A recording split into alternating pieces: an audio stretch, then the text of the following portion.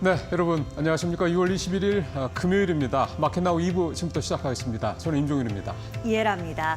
코스피가 하루 만에 다시 2,800선을 내줬습니다. 코스닥도 약세 흐름을 이어가고 있고요.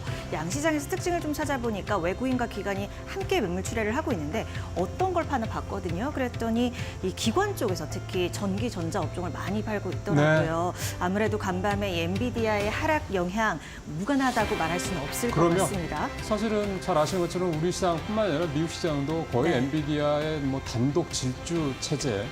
사실 이게 특히 최근 들어서 더 좀 확대되는 모습이었는데 앞서서 1등으로 달려가던 사람이 갑자기 속도를 늦춘다. 그러면 갑자기 왜 그러지? 라는 생각이 들 수밖에 없습니다. 네. 이게 정말 그냥 멈추고 뒤로 가는 건지 아니면 잠깐 더 가기 위해서 잠깐 호흡을 가다듬는 건지 그거는 조금 더 며칠 지켜봐야 될 문제이긴 하고요. 특히 이제 내일 아침에 뉴욕 시장 마감의 상황에서 이제 엔비디아의 주가가 어떻게 종가로 나올지 이게 아무래도 좀 중요할 것 같고요. 오늘 우리 시장은 그러니까 그러다 보니까 이제 충격을 받을 정도라기보다는 조금 이제 걱정스러운 어떤 시선으로 특히 이제 반도체를 중심으로 시장을 좀 바라보는 게 아닌가 그런 생각이 듭니다. 아무래도 갖고 계신 분들이 너무 많은 업종이어서요. 그렇죠. 시장 주요 이슈부터 좀 풀어보면 좋을 것 같습니다. 그러면 대비하시기 더 좋을 테니까요. 준비해 주셨죠? 예, 이슈 브리핑 들어가서 좀 주요 섹터들 한번 보겠습니다. 잠시 후에 뵙겠습니다. 네. 자, 보시죠. 전체적으로 큰 그림을 먼저 보시면 구리 전력 설비 쪽이 특히 이제 구리 쪽이 상승폭이 좀 크다라는 게 그대로 보이고요. 전력 설비는 그 뒤이어서 따라붙는 그런 모습인데 역시 앞서 여러분들께서도 충분히 예상하신 바대로 밑에 HBM과 위에 반도체 이 두 섹터가 아무래도 가장 지금 현재로서는 오늘 장에서는 특히 이제 시장과 관련해서는 큰 어떤 그 부정적인 약세 흐름을 보이고 있다 이렇게 볼 수가 있겠고요. 정치 쪽에서 이제 한동훈 관련주가 오늘은 좀 낙폭이 좀 크죠. 그다음에 이제 섹터를 또 살펴본다면 자동차 쪽이 오늘 조금 하락폭이 좀 크게 나타나고 있는 그런 모습입니다. 전체적으로 보면 확실히 오늘은 좀 약세 분위기입니다. 파란 색깔의 이 서클들이 훨씬 더 많은 그런 모습이 나타나고 있고요. 플러스 수익이 나는 상승세를 보이는 것도 좀 살펴보면 해운, 조류독감, 제약바이오, 조선, 그다음에 정치 쪽에서 원희룡 이 정도 보이긴 합니다. 근데 구리와 전력 설비가 오늘 두드러지게 강한 모습을 보이고 있다라는 거, 반도체 HBM은 오늘 동반해서 약세를 보이고 있다라는 거, 이렇게 오늘 큰 틀에서 봤을 때는 모습이 나타나고 있고요. 그러면 지금도 좀 더 구체적으로 하나하나 섹터별로 좀 들어가 보겠습니다. 먼저 오늘 가장 강한 모습을 보이고 있는 구리 쪽부터 한번 들어가 보도록 하겠습니다. 사실 구리는 AI 붐과 관련해서 가장 각광을 받고 있고 가장 수요가 많이 늘어나고 있고 그래서 가장 주목받고 또 가격도 많이 올랐던 원자재 중에 하나입니다.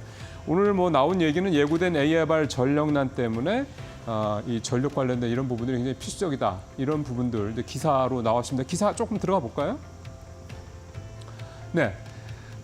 세계 경제를 주도하는 핵심 산업이 AI인데 이게 이제 잘 아시는 것처럼 정말 전기 먹는 하마죠. 전력 문제에 대한 고민이 커지고 있다. 결국은 이 전력 공급 문제가 굉장히 안정적으로 자리를 잡지 않는다면 사실 AI 시대가 오는 시기가 생각했던 만큼 그렇게 착착착 진행이 되지 않을 수도 있다라는 거. 가장 큰 변수가 이제 전력 공급 문제다 이런 얘기가 좀 되는 건데요. 좀 살펴보면은 전 세계 구리 소비량이 2023년부터 작년부터 2035년까지 연평균 2.5%씩 증가할 것이다. 이게 한 원자재가 이례적으로 계속 늘어나는 건 쉽지 않은 그런 거거든요. 그런데 공급이 수요 증가를 못 미치기 때문에 2034년쯤에는 연간으로 475만 톤 정도의 구리 공급이 부족할 수도 있다. 구리에 대한 수요가 계속 느는 것에 비해서 공급이 못 따라주기 때문입니다. 우리나라 국제금융센터에서 나온 자료도 보면 일단 광산이 노후화되고 있다는 거. 그동안에 투자가 별로 안 됐다는 얘기인 거죠. 그다음에 신규 광산 프로젝트도 부족하다. 새로 구리 광산이 새로 만들어지는 것도 쉽지 않다. 이 시간이 많이 걸리는 분야이기 때문입니다. 그래서 단시일 내에 구리에 대한 수급 문제가 안정적으로 돌아서기 쉽지 않을 것이다. 그래서 구리 가격은 앞으로도 계속 오를 거다. 이 얘기는 또 거꾸로 얘기하면 그만큼 전력 어떤 설비라든가 전력망을 구축하는데 조금 더 변수가 생길 수 있다. 이렇게 볼 수가 있는 겁니다. 주가들 살펴보도록 하겠습니다.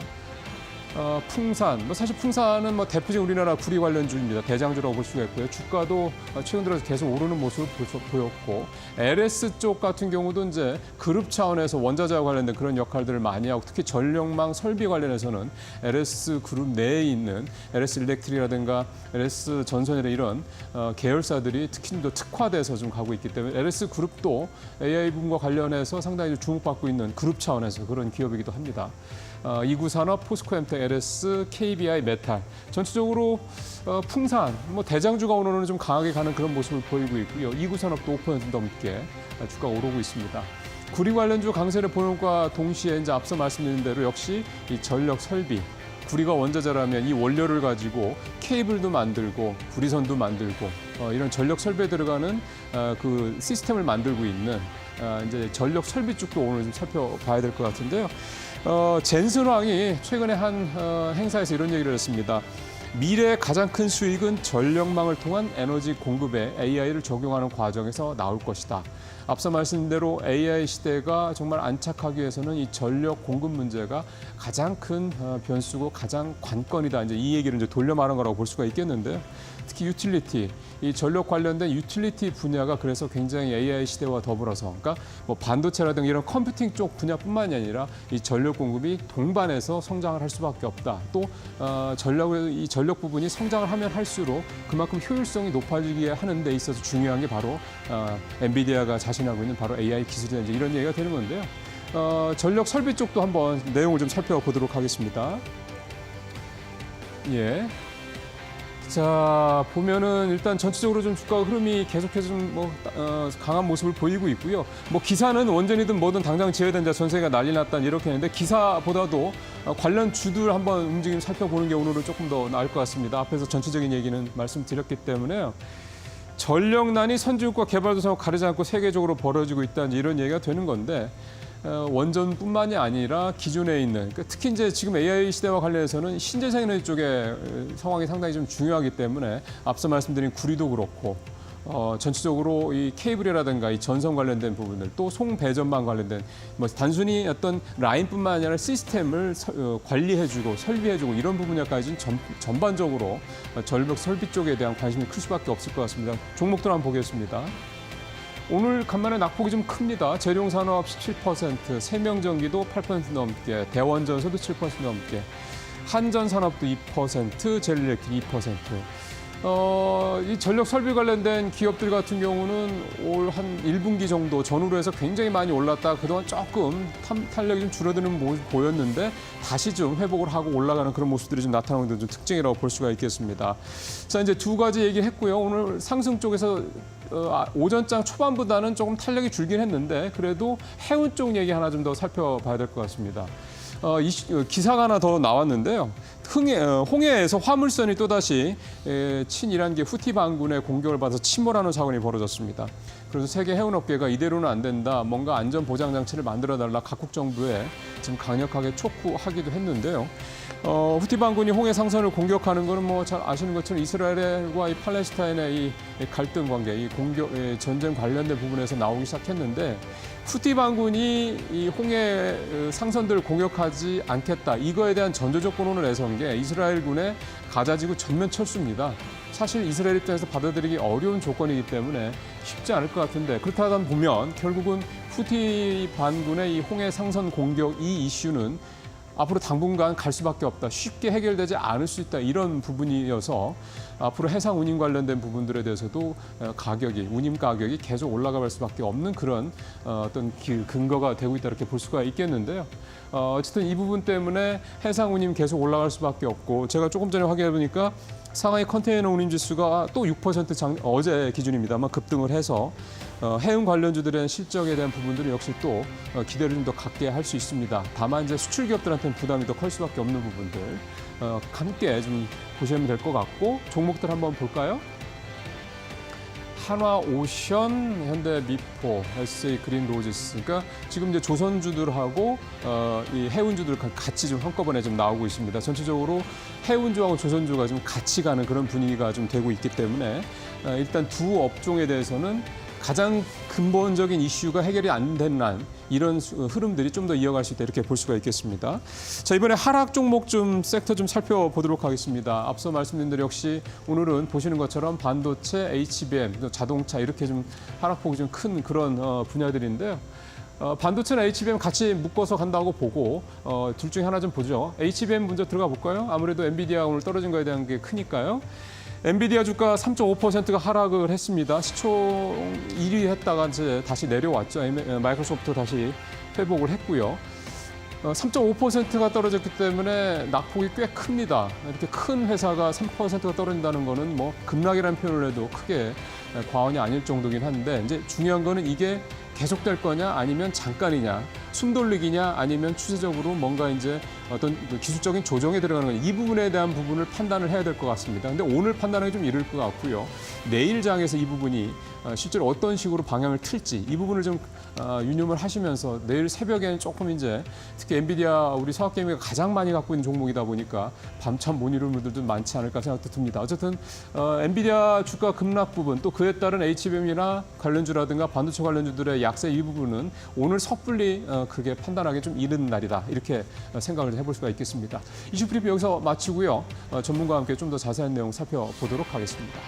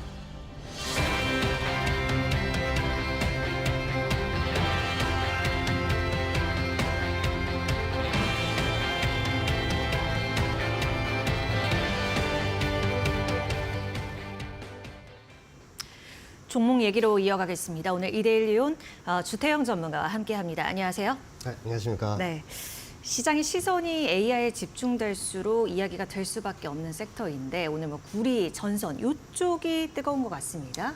네, 오늘 구리 전선이 오늘 장 시작하고 나서 이슈 종목으로 이렇게 많이 올라갔는데요. 네. 자, 오늘 차트로 아주 재미있게 한번 풀어보면서 여러분들에게 현재 위치를 알려드리면서 여러분들 대응 전략까지 알려드리도록 하겠습니다. 네, 첫 자, 번째로 어떤 종목 볼까요? 네, 첫 번째 종목으로 풍산을 가지고 나왔습니다. 자, 이 구리의 대장주죠. 자, 이 풍산을 보시면 지금 밑에 지금 그래프를 여러분들에게 보여드리겠습니다.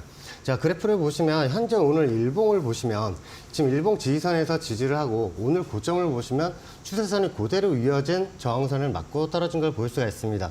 자, 요 라인들에서 연결을 시켜보면 그대로 이렇게 연결이 되는 그 저항선이죠.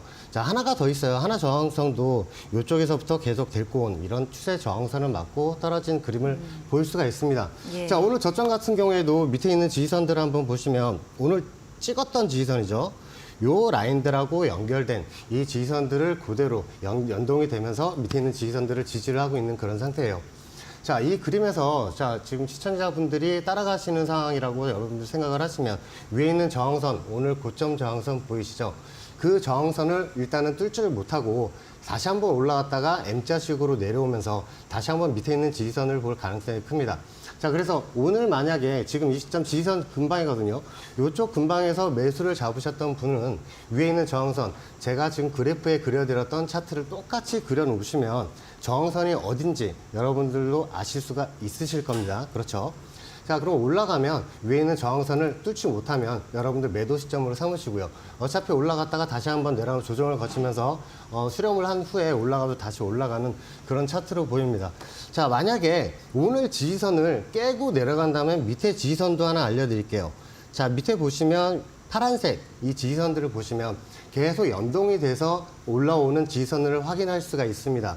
자, 만약에 오늘 지지선을 깨지고 오늘 지지선을 내일 일봉상 오늘 지지선이 저항으로 바뀌기 때문에 맞고 떨어질 경우에 밑에 지지선까지 열리기 때문에 여러분들은 손절을 짧게 잡으시고 대응을 하시는 게 좋고요. 밑에 파란색 지지선 보이시죠? 네. 이 지지선 라인을 왔을 때 다시 매수 전략을 삼으시는 게 여러분들 포트폴리오를 수익으로 올려가는데 아주 큰 도움이 되지 않을까 그렇게 생각을 하고 있습니다.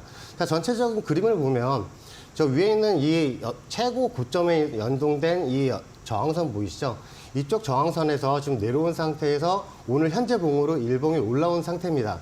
다시 내려왔다가 올라와서 다시 저 밑에 있는 파란색 지지선들을 만약에 찍는다면 여러분들 매수 관점으로 대응을 하셔서 위에 M자 차트를 만들어 올라갈 때 그 수익이 나시는 그런 그림으로 이 추세선들을 활용을 하셨으면 좋겠습니다. 가장 마지막에 있는 파란색 지지선 말씀하시는 아, 거죠? 예, 맞습니다. 네. 그쪽 가격대가 아주 중요한 관건이 자, 될 그 것 같네요. 가격대 한번 알려드리겠습니다. 네, 자, 만약에 풍산이죠. 내일자로 내려온다면 네. 한 58,000원, 그 58,000원 초반 정도군요. 정도 되는 그 라인대고요. 자, 오늘 고점 같은 경우에는 71,000원 정도의 저항선이 형성이 되어 있는데 오늘 만약에 이렇게 전략을 또 삼으셔도 돼요. 오늘 지금 현재상 지지선 상황이니까 여러분들 매수 잡으셔도 되는데 손절은 꼭 걸고 대응을 하셔야겠죠.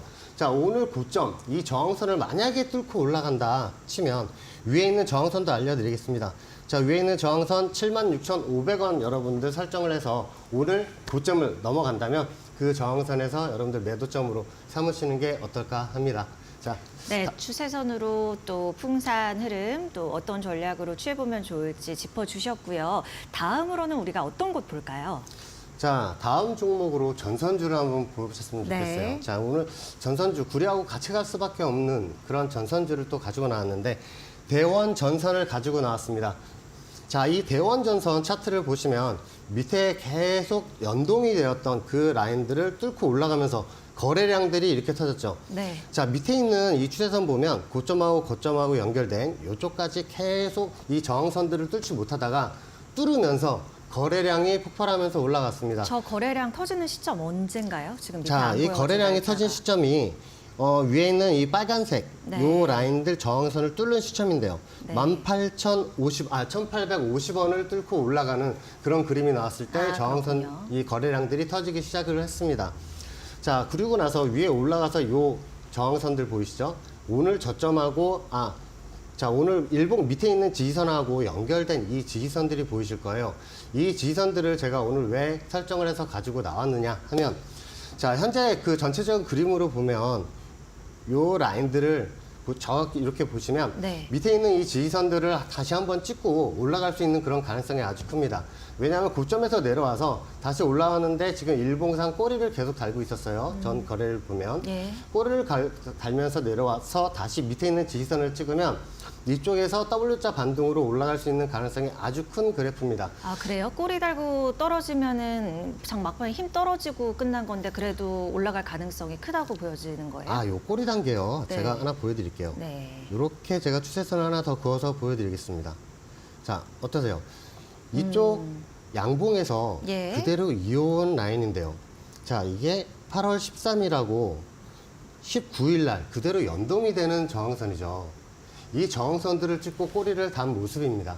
자, 왜 꼬리를 달았는지 아주 궁금하셨죠? 네. 자, 그러면 밑에 내려와서 현재 수렴 구간이 이렇게 삼각 수렴 구간을 하고 있는데 이 수렴 구간을 뚫고 올라가려면 바로 뚫고 올라가면 좋겠지만 그림상 밑에 있는 지지선을 한 번 더 볼 것 같습니다. 자, 밑에 있는 지지선이 3,300원 정도 되는 지지선인데요. 이 지지선을 찍고 올라가서 일봉상 위에 있는 우하향으로 내려오는 그 저항선을 뚫고 올라간다면 예. 위에 있는 연두색 저항선 4,700원 정도 라인까지 다시 올라갈 수 있는 충분한 힘을 발휘를 할 겁니다. 자, 이 수렴 구간을 뚫고 올라가는지 반드시 확인을 하시고 이 밑에 있는 이 지지선들 보신다면 여러분들 매수 관점으로 삼으시고요. 현재 구간에서는 매수를 따라가기보다는 관망하시면서 왜냐하면 계속 저항선을 맞고 떨어진 이 저항선이 바로 위에 있습니다. 저항선 밑에서는 절대로 매수를 잡으시면 안 되고요. 밑으로 내려오신 상태에서 일봉상 밑에 있는 추세 지지선을 찍었을 때 매수로 삼으셔서 여러분들 네. 손절 8% 걸고 대응을 하시면 되겠습니다. 네, 좋습니다. 대원 전선 살펴봤고 이번에는 하락권에 있는 그런 섹터를 좀 보도록 하겠습니다. 오늘 HBM, 반도체 이쪽이 좀 파란불이 켜진 종목들이 너무 많아요. 네네 맞습니다. 한 종목으로 추세 살펴보면 좋을 것 같습니다. 네네. 자, 우리가 지금 코스피 종목도 그렇고 코스피 200 종목도 그렇고 저항선을 박스권을 돌파한 게 반도체의 힘이 아주 컸죠.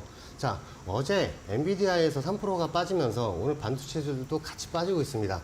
자, 그러면 저항선을 올린 주체가 반도체주인데 다시 내려오고 있으니까 그 지지선들 라인 어떤 한번 보고요.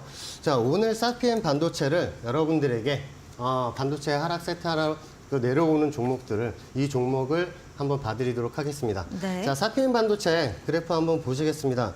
자, 위에 있는 저항선들을 찍을 때마다 내려온 그림을 볼 수가 있을 거예요. 요쪽 연결이 계속 되는 그래프인데요. 요 라인들을 찍을 때마다 내려오는 상황에서 밑에 있는 이쪽 일봉 지지선들 보시면 요쪽 라인은 계속 연동이 되던 밑에 삼각수렴 구간을 형성을 했었죠. 그러고 나서 올라온 상태에서 이 빨간색 저항선을 뚫고 올라가면서 위에 있는 저항선까지 찍고 나서 꼬리를 달고 내려온 모습입니다. 자, 이 종목에 대해서 어떻게 그렇게 잘 아냐면요.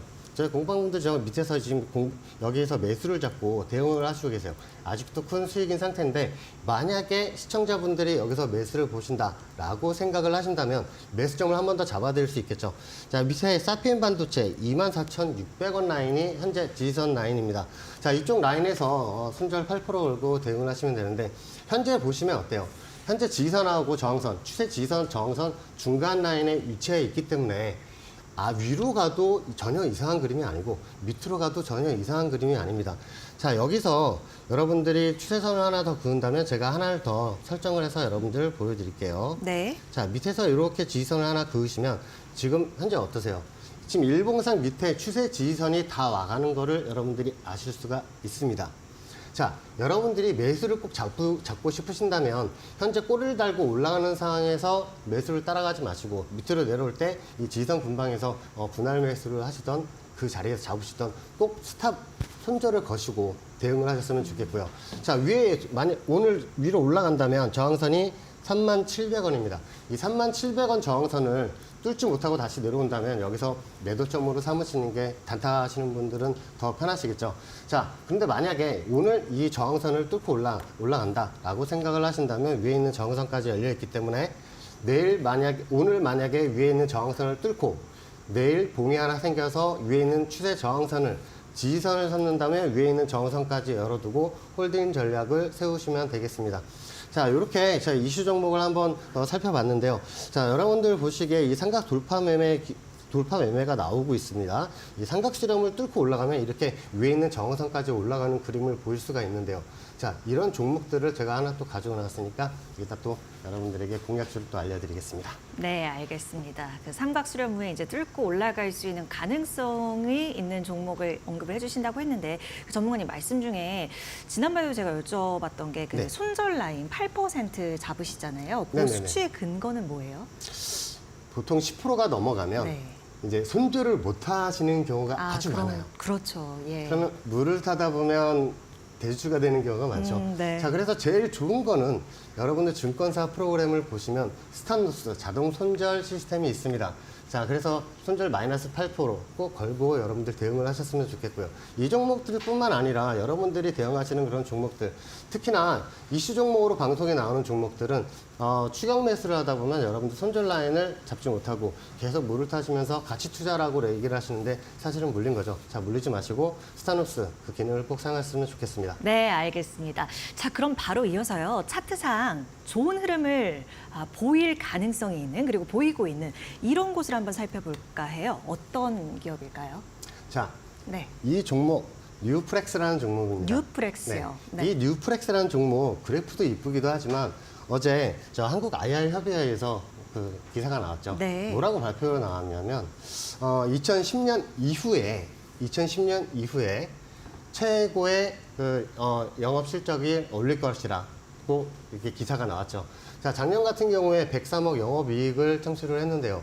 오늘 2024년 그 182억의 영업이익을 달성할 거라고 발표를 했습니다. 자, 이 종목 같은 경우에 지금 연성 인쇄회로 기판을 납품을 하고 있습니다. 이 연성회로 기판은요, 카메라 모듈에도 들어가고, 그리고 스마트폰 지문 인식 시스템에 들어가는 그 기판을 또 납품을 하고 있습니다. 예. 거기서 제일 많이 영업 실적이 올라가고 있는 그런 상황입니다. 자, 이 종목 그래프를 한번 보실게요. 자, 종목 그래프를 보시면 계속 이쪽 라인에서 연결이 된 그 라인들을 계속 연결을 했더니 오늘 이쪽 지지선 라인까지 지금 현재 오고 있는 상황입니다. 계속 연결을 해보면 여러분들도 그 방송을 보시면서 추세선을 그대로 연결을 해보시면 이데일리온 주태영 전문가가 이래서 매수 타점을 이쪽으로 잡았구나 라고 공략을 하는 이유를 또 알려드릴 수가 있고요. 자, 위에 있는 저항선들을 보시면 이쪽 라인들 저항선들과 연결된 이 라인들을 여러분들 살펴보셨으면 좋겠습니다. 이 파란색 저항선이 계속 연결이 되면서 이 저항선들을 맞을 때마다 조정이 나오는 구간이죠. 자, 이 삼각수렴 구간 안에서 위에 있는 저항선을 맞으면 내려오고 밑에 있는 지지선을 찍으면 반등이 나오는 그런 모습을 볼 수가 있을 거예요. 자, 여러분들이 그러면 지지선에서 매수를 잡으시면 여러분들도 수익 나는데 도움이 많이 되시겠죠. 왜냐하면 과거가 얘기해주고 있죠. 과거에 이렇게 동그라미 친 원 부분을 보시면 일봉상 밑에 있는 이 지지선들을 찍을 때마다 크게 반등이 나왔던 모습을 볼 수가 있습니다. 과거에는 저항선을 역할을 했지만 뚫고 올라가면서 지지선 역할을 하면서 크게 올라가면서 이렇게 거래량까지 실리면서 올라가는 모습을 볼 수가 있을 거예요. 자, 이 저항선을 뚫고 올라가면 지지선으로 작용을 하기 때문에 이 지지선에서 계속 투닥투닥거리면서 삼각수렴을 하고 있는 상황입니다. 자, 여러분들도 차트에 저하고 똑같이 추세선을 그어서 대응을 하신다면 여러분들 그 주가가 어떻게 흘러가는지도 여러분들 볼 수가 있고 이 지지선이 뚫리면 밑에 있는 지지선까지 내려오겠구나라고 생각을 하셔서 손절을 잡고 밑에 있는 지지선까지 다시 매수 관점으로 여러분들 접근을 하실 수가 있겠죠. 네. 자, 그리고 수렴 저항선을 뚫고 올라간다면 위에 목표치도 여러분들 보시면서 대응할 수 있는 그런 구간이 되겠습니다. 자, 밑에 있는 이 지지선 현재 지금 찍은 상황이고요. 자, 현재 가격이 6,460원을 가리키고 있는데 네. 자, 매수 가격 6,420원부터 6,320원까지 매수를 잡으시고 손절은 8%를 잡으시고 여러분들 대응을 하시면 되겠습니다. 자, 손절 8%를 잡으셔도 밑에 있는 연두색 지지선 있죠? 이 연두색 지지선이 깨지고 더 내려가야 마이너스 8%가 되니까 여러분들 연두색 지지선까지 밑에 버티고 있으니까 여러분들 신법을 잡으시기에도 아주 편하게 대응을 하실 수 있는 그런 종목이라고 봅니다.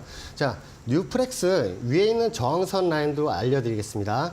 자, 위에 있는 저항선 좀 많이 높죠. 예, 11,500원까지 올라가 있는 그런 저항선인데 이게 뚫고 올라가서 여러분들 제가 수익이 나고 있을 때 나중에 한번 이 종목 점검 시간을 한번 가져서 여러분들 또 그 매도점도 다시 한번 또 잡아드리도록 그렇게 하겠습니다. 네, 자, 알겠습니다. 앞으로가 기대되는 뉴프렉스라는 기업 소개를 해주셨고 여러분 잘 알고 계신 FPCB 전문 네네네. 제조 업체입니다. 차트 통해서 살펴주셨는데 흐름 또 저희가 향후 추이에도 또 점검을 해주신다고 했으니까요. 또 수익 나는 거 기대해 보도록 할게요. 네. 오늘 이데일리온 주태용 전문가와 함께했습니다. 고맙습니다. 네, 감사합니다.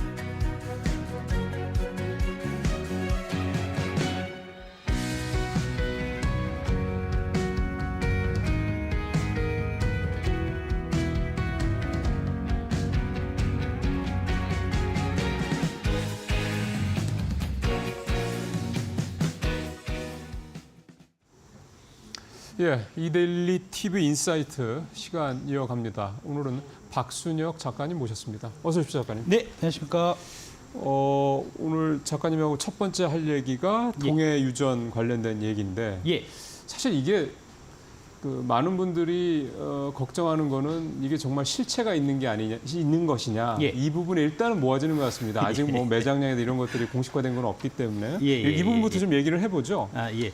요거 좀 오해하시는 부분이 이제 그 우드 사이드는 이제 뭐랄까 이제 좀 올려치기가 너무 되고 반면에 이제 좀 아브레오 박사의 경우에는 좀 너무 내려치기가 되는 그래서 이제 뭐 우드 사이드가 이제 경제성이 없다라고 떠났는데 이제 그 액트지오라는 이제 1인 회사가 거기가 가능성이 있다라고 그쵸. 하는 부분을 이제 우리가 믿을 수가 있냐 하는 그쵸. 이제 그런 말씀하시는데 아마 그런 부분들이 이제 이 자원 개발 관련된 이제 프로세스를 이제 제대로 좀 이해를 못해서 이제 그런 말씀하시는 것 같고요. 그러니까 좀 명확하게 좀 이제 누가 어떤 역할을 맡고 있는지 이런 부분들을 좀 이제 그 명확하게 좀 이해를 좀 하실 필요가 있어요.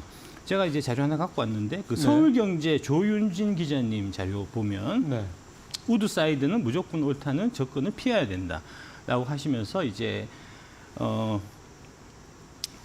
여기 이제 뭐 간략하게 좀 정리해서 좀 말씀드리면 일단 이제 액트지오 창업자 이제 아브레오 박사라는 분이 미국 해적학회장이고 국제태적학회 의장이고 태적지질학회 회장이면서 이 지질학 관련 학술 단체에서 이제 충분히 검증된 권위자고요. 저분 이제 논문이 전 세계 이제 지질학에서 이제 대략 한 4,000건 가량 이제 인용된 바가 있는 이제 이쪽 그 분야에서는 이제 엄청나게 좀 뭐랄까 권위자다라고 말씀드릴 수가 있고요. 전문가는 확실하다. 확실하다. 네. 예, 그런 거고요. 그다음에 이제 이분이 엑스모빌 그룹장으로 가이아나 광구 탐사를 주도하신 분이고 이 가이아나 광구가 바로 이제 단일 광구 중에서는 금색이 최대 규모의 이제 심해 유전이었던 이제 그러니까 이제 우리 그 동해 유전하고 이제 맥락이 이제 심해 유전이라는 측면에서. 그렇습니다. 예. 그다음에 이제 액트지오 규모가 너무 작다는 얘기를 자꾸 하는데 그거는 좀 오해가 있으신 게 액트지오가 이 프로젝트를 주도하고 있는 게 아니고요. 네. 이 프로젝트를 주도하는 이제 당사자는 한국석유공사입니다.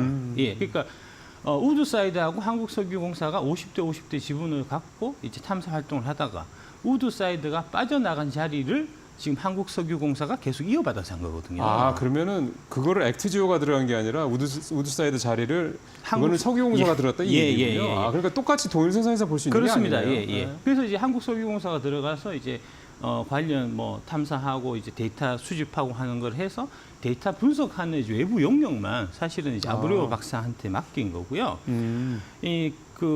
이제 어제 뭐 며칠 전에 이제 지금 한국석유공사에서 발표한 게 우리가 아브레오 박사한테만 이렇게 검증을 맡긴 게 아니고 엑스모빌한테 맡겼다는 거잖아요. 복수로 검증을 하고 있다. 예. 그 얘기도 사실은 처음에 발표할 때 다 했던 얘기예요. 네. 이제 관심들이 없어서 그렇지.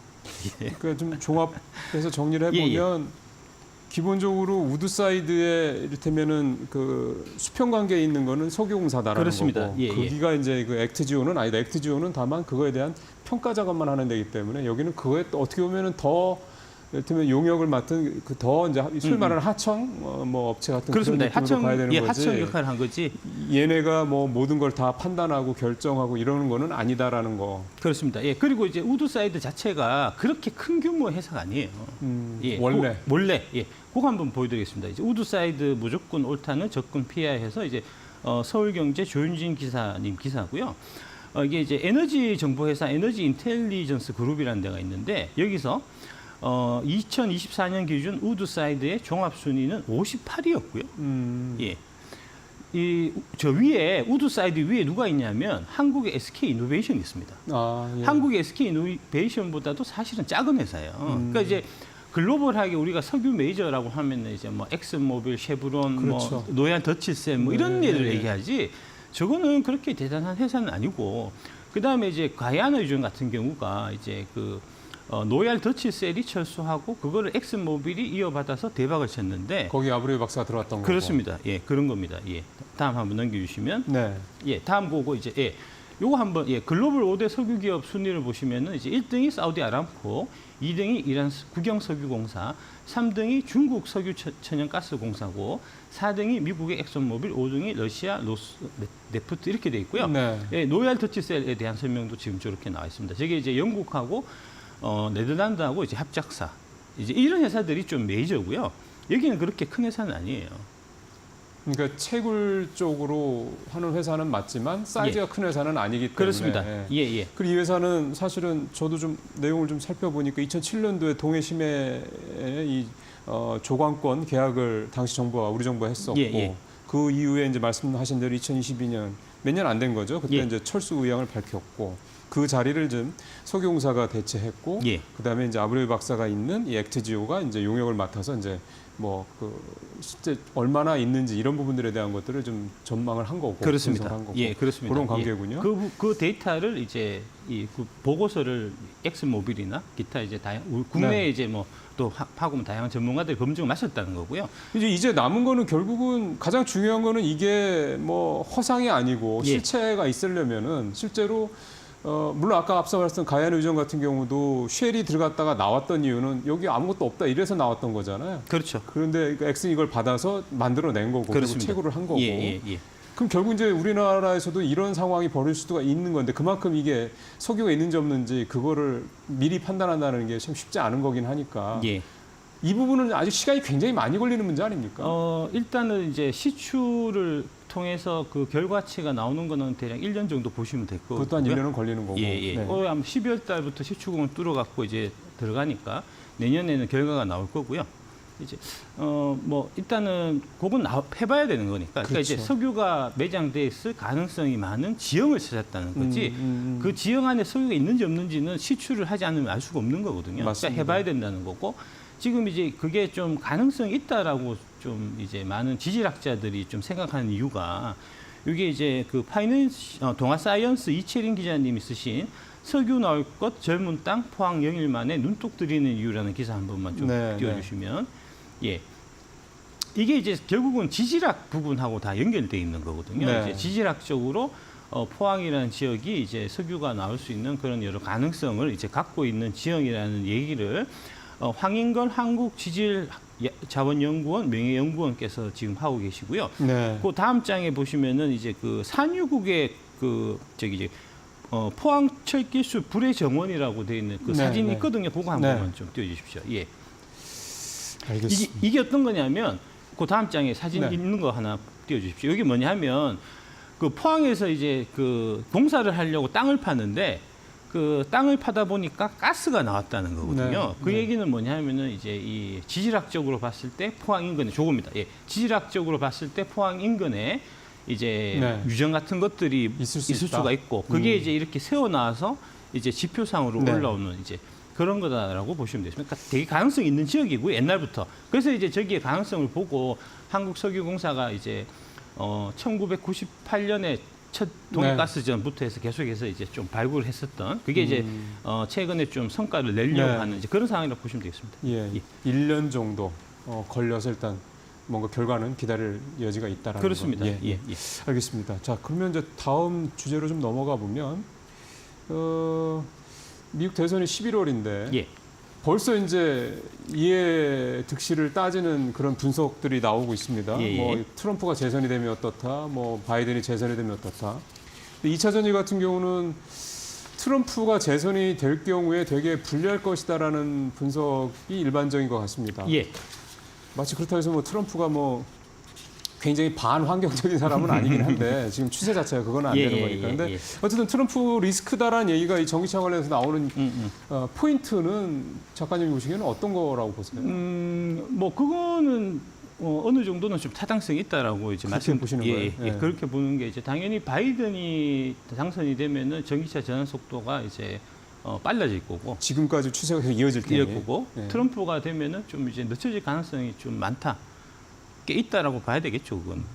그러면 전기차가 지금도 사실은 이제 수요가 딱 정체되어 있는 상황이잖아요. 아직 뚝 떨어지는 것도 아니고 뭐 판매량도 정체고 하여간 그런 식인데 트럼프가 되면 이 상황이 더 밑으로 갈 수 있다 이렇게 봐야 되는 거예요. 아니 그런 건 아니고요. 그런 건 아니고. 예, 지금은 이제 25년, 26년까지 우리가 3년 그 수주를 받아서 지금 열심히 이제 공사를 하고 있는데 이제 그 부분은 아무런 영향이 없는 거고요.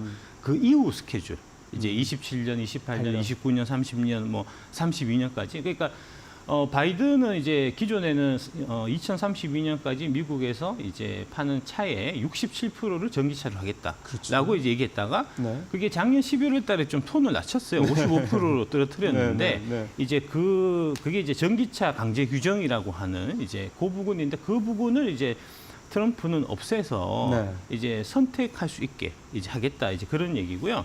요거 이제 도널드 트럼프 이제 트위터 나온 거 그거 한 번만 예, 보여주십시오. 예. 도널드 트럼프가 이제 last night on EVs and 일론 머스크에 관련해서 I'm a big fan of electric cars. I'm a big fan of Elon Musk.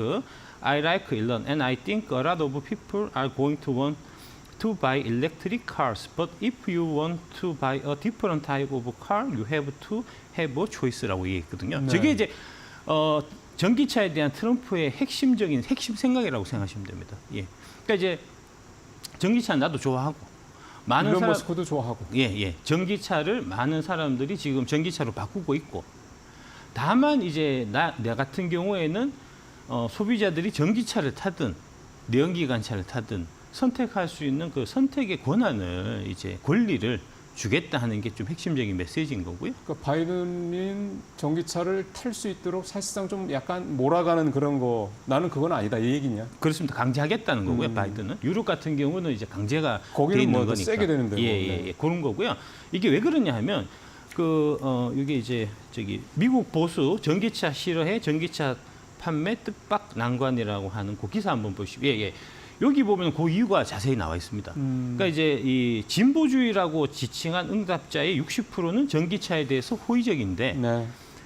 보수주의자는 31%에 그친다는 겁니다. 그러니까 자기의 표를 다 의식하는 거예요. 그러니까 기본적으로 이제 공화당 쪽은 뭐 전기차에 대해서는 조금 뭐랄까 꼭 가야 돼? 좀 이런 생각들을 좀 하는 거고요. 그게 그러면은 공화당 쪽, 그러니까 보수 쪽이 이제 기존에 있는 뭐 포드나 GM이나 이런 기존의 미국의 완성차 업체들이 원래 조금 공화당 편이다 이렇게 되기 때문에 그렇게 그런 해석이 나오는 겁니까?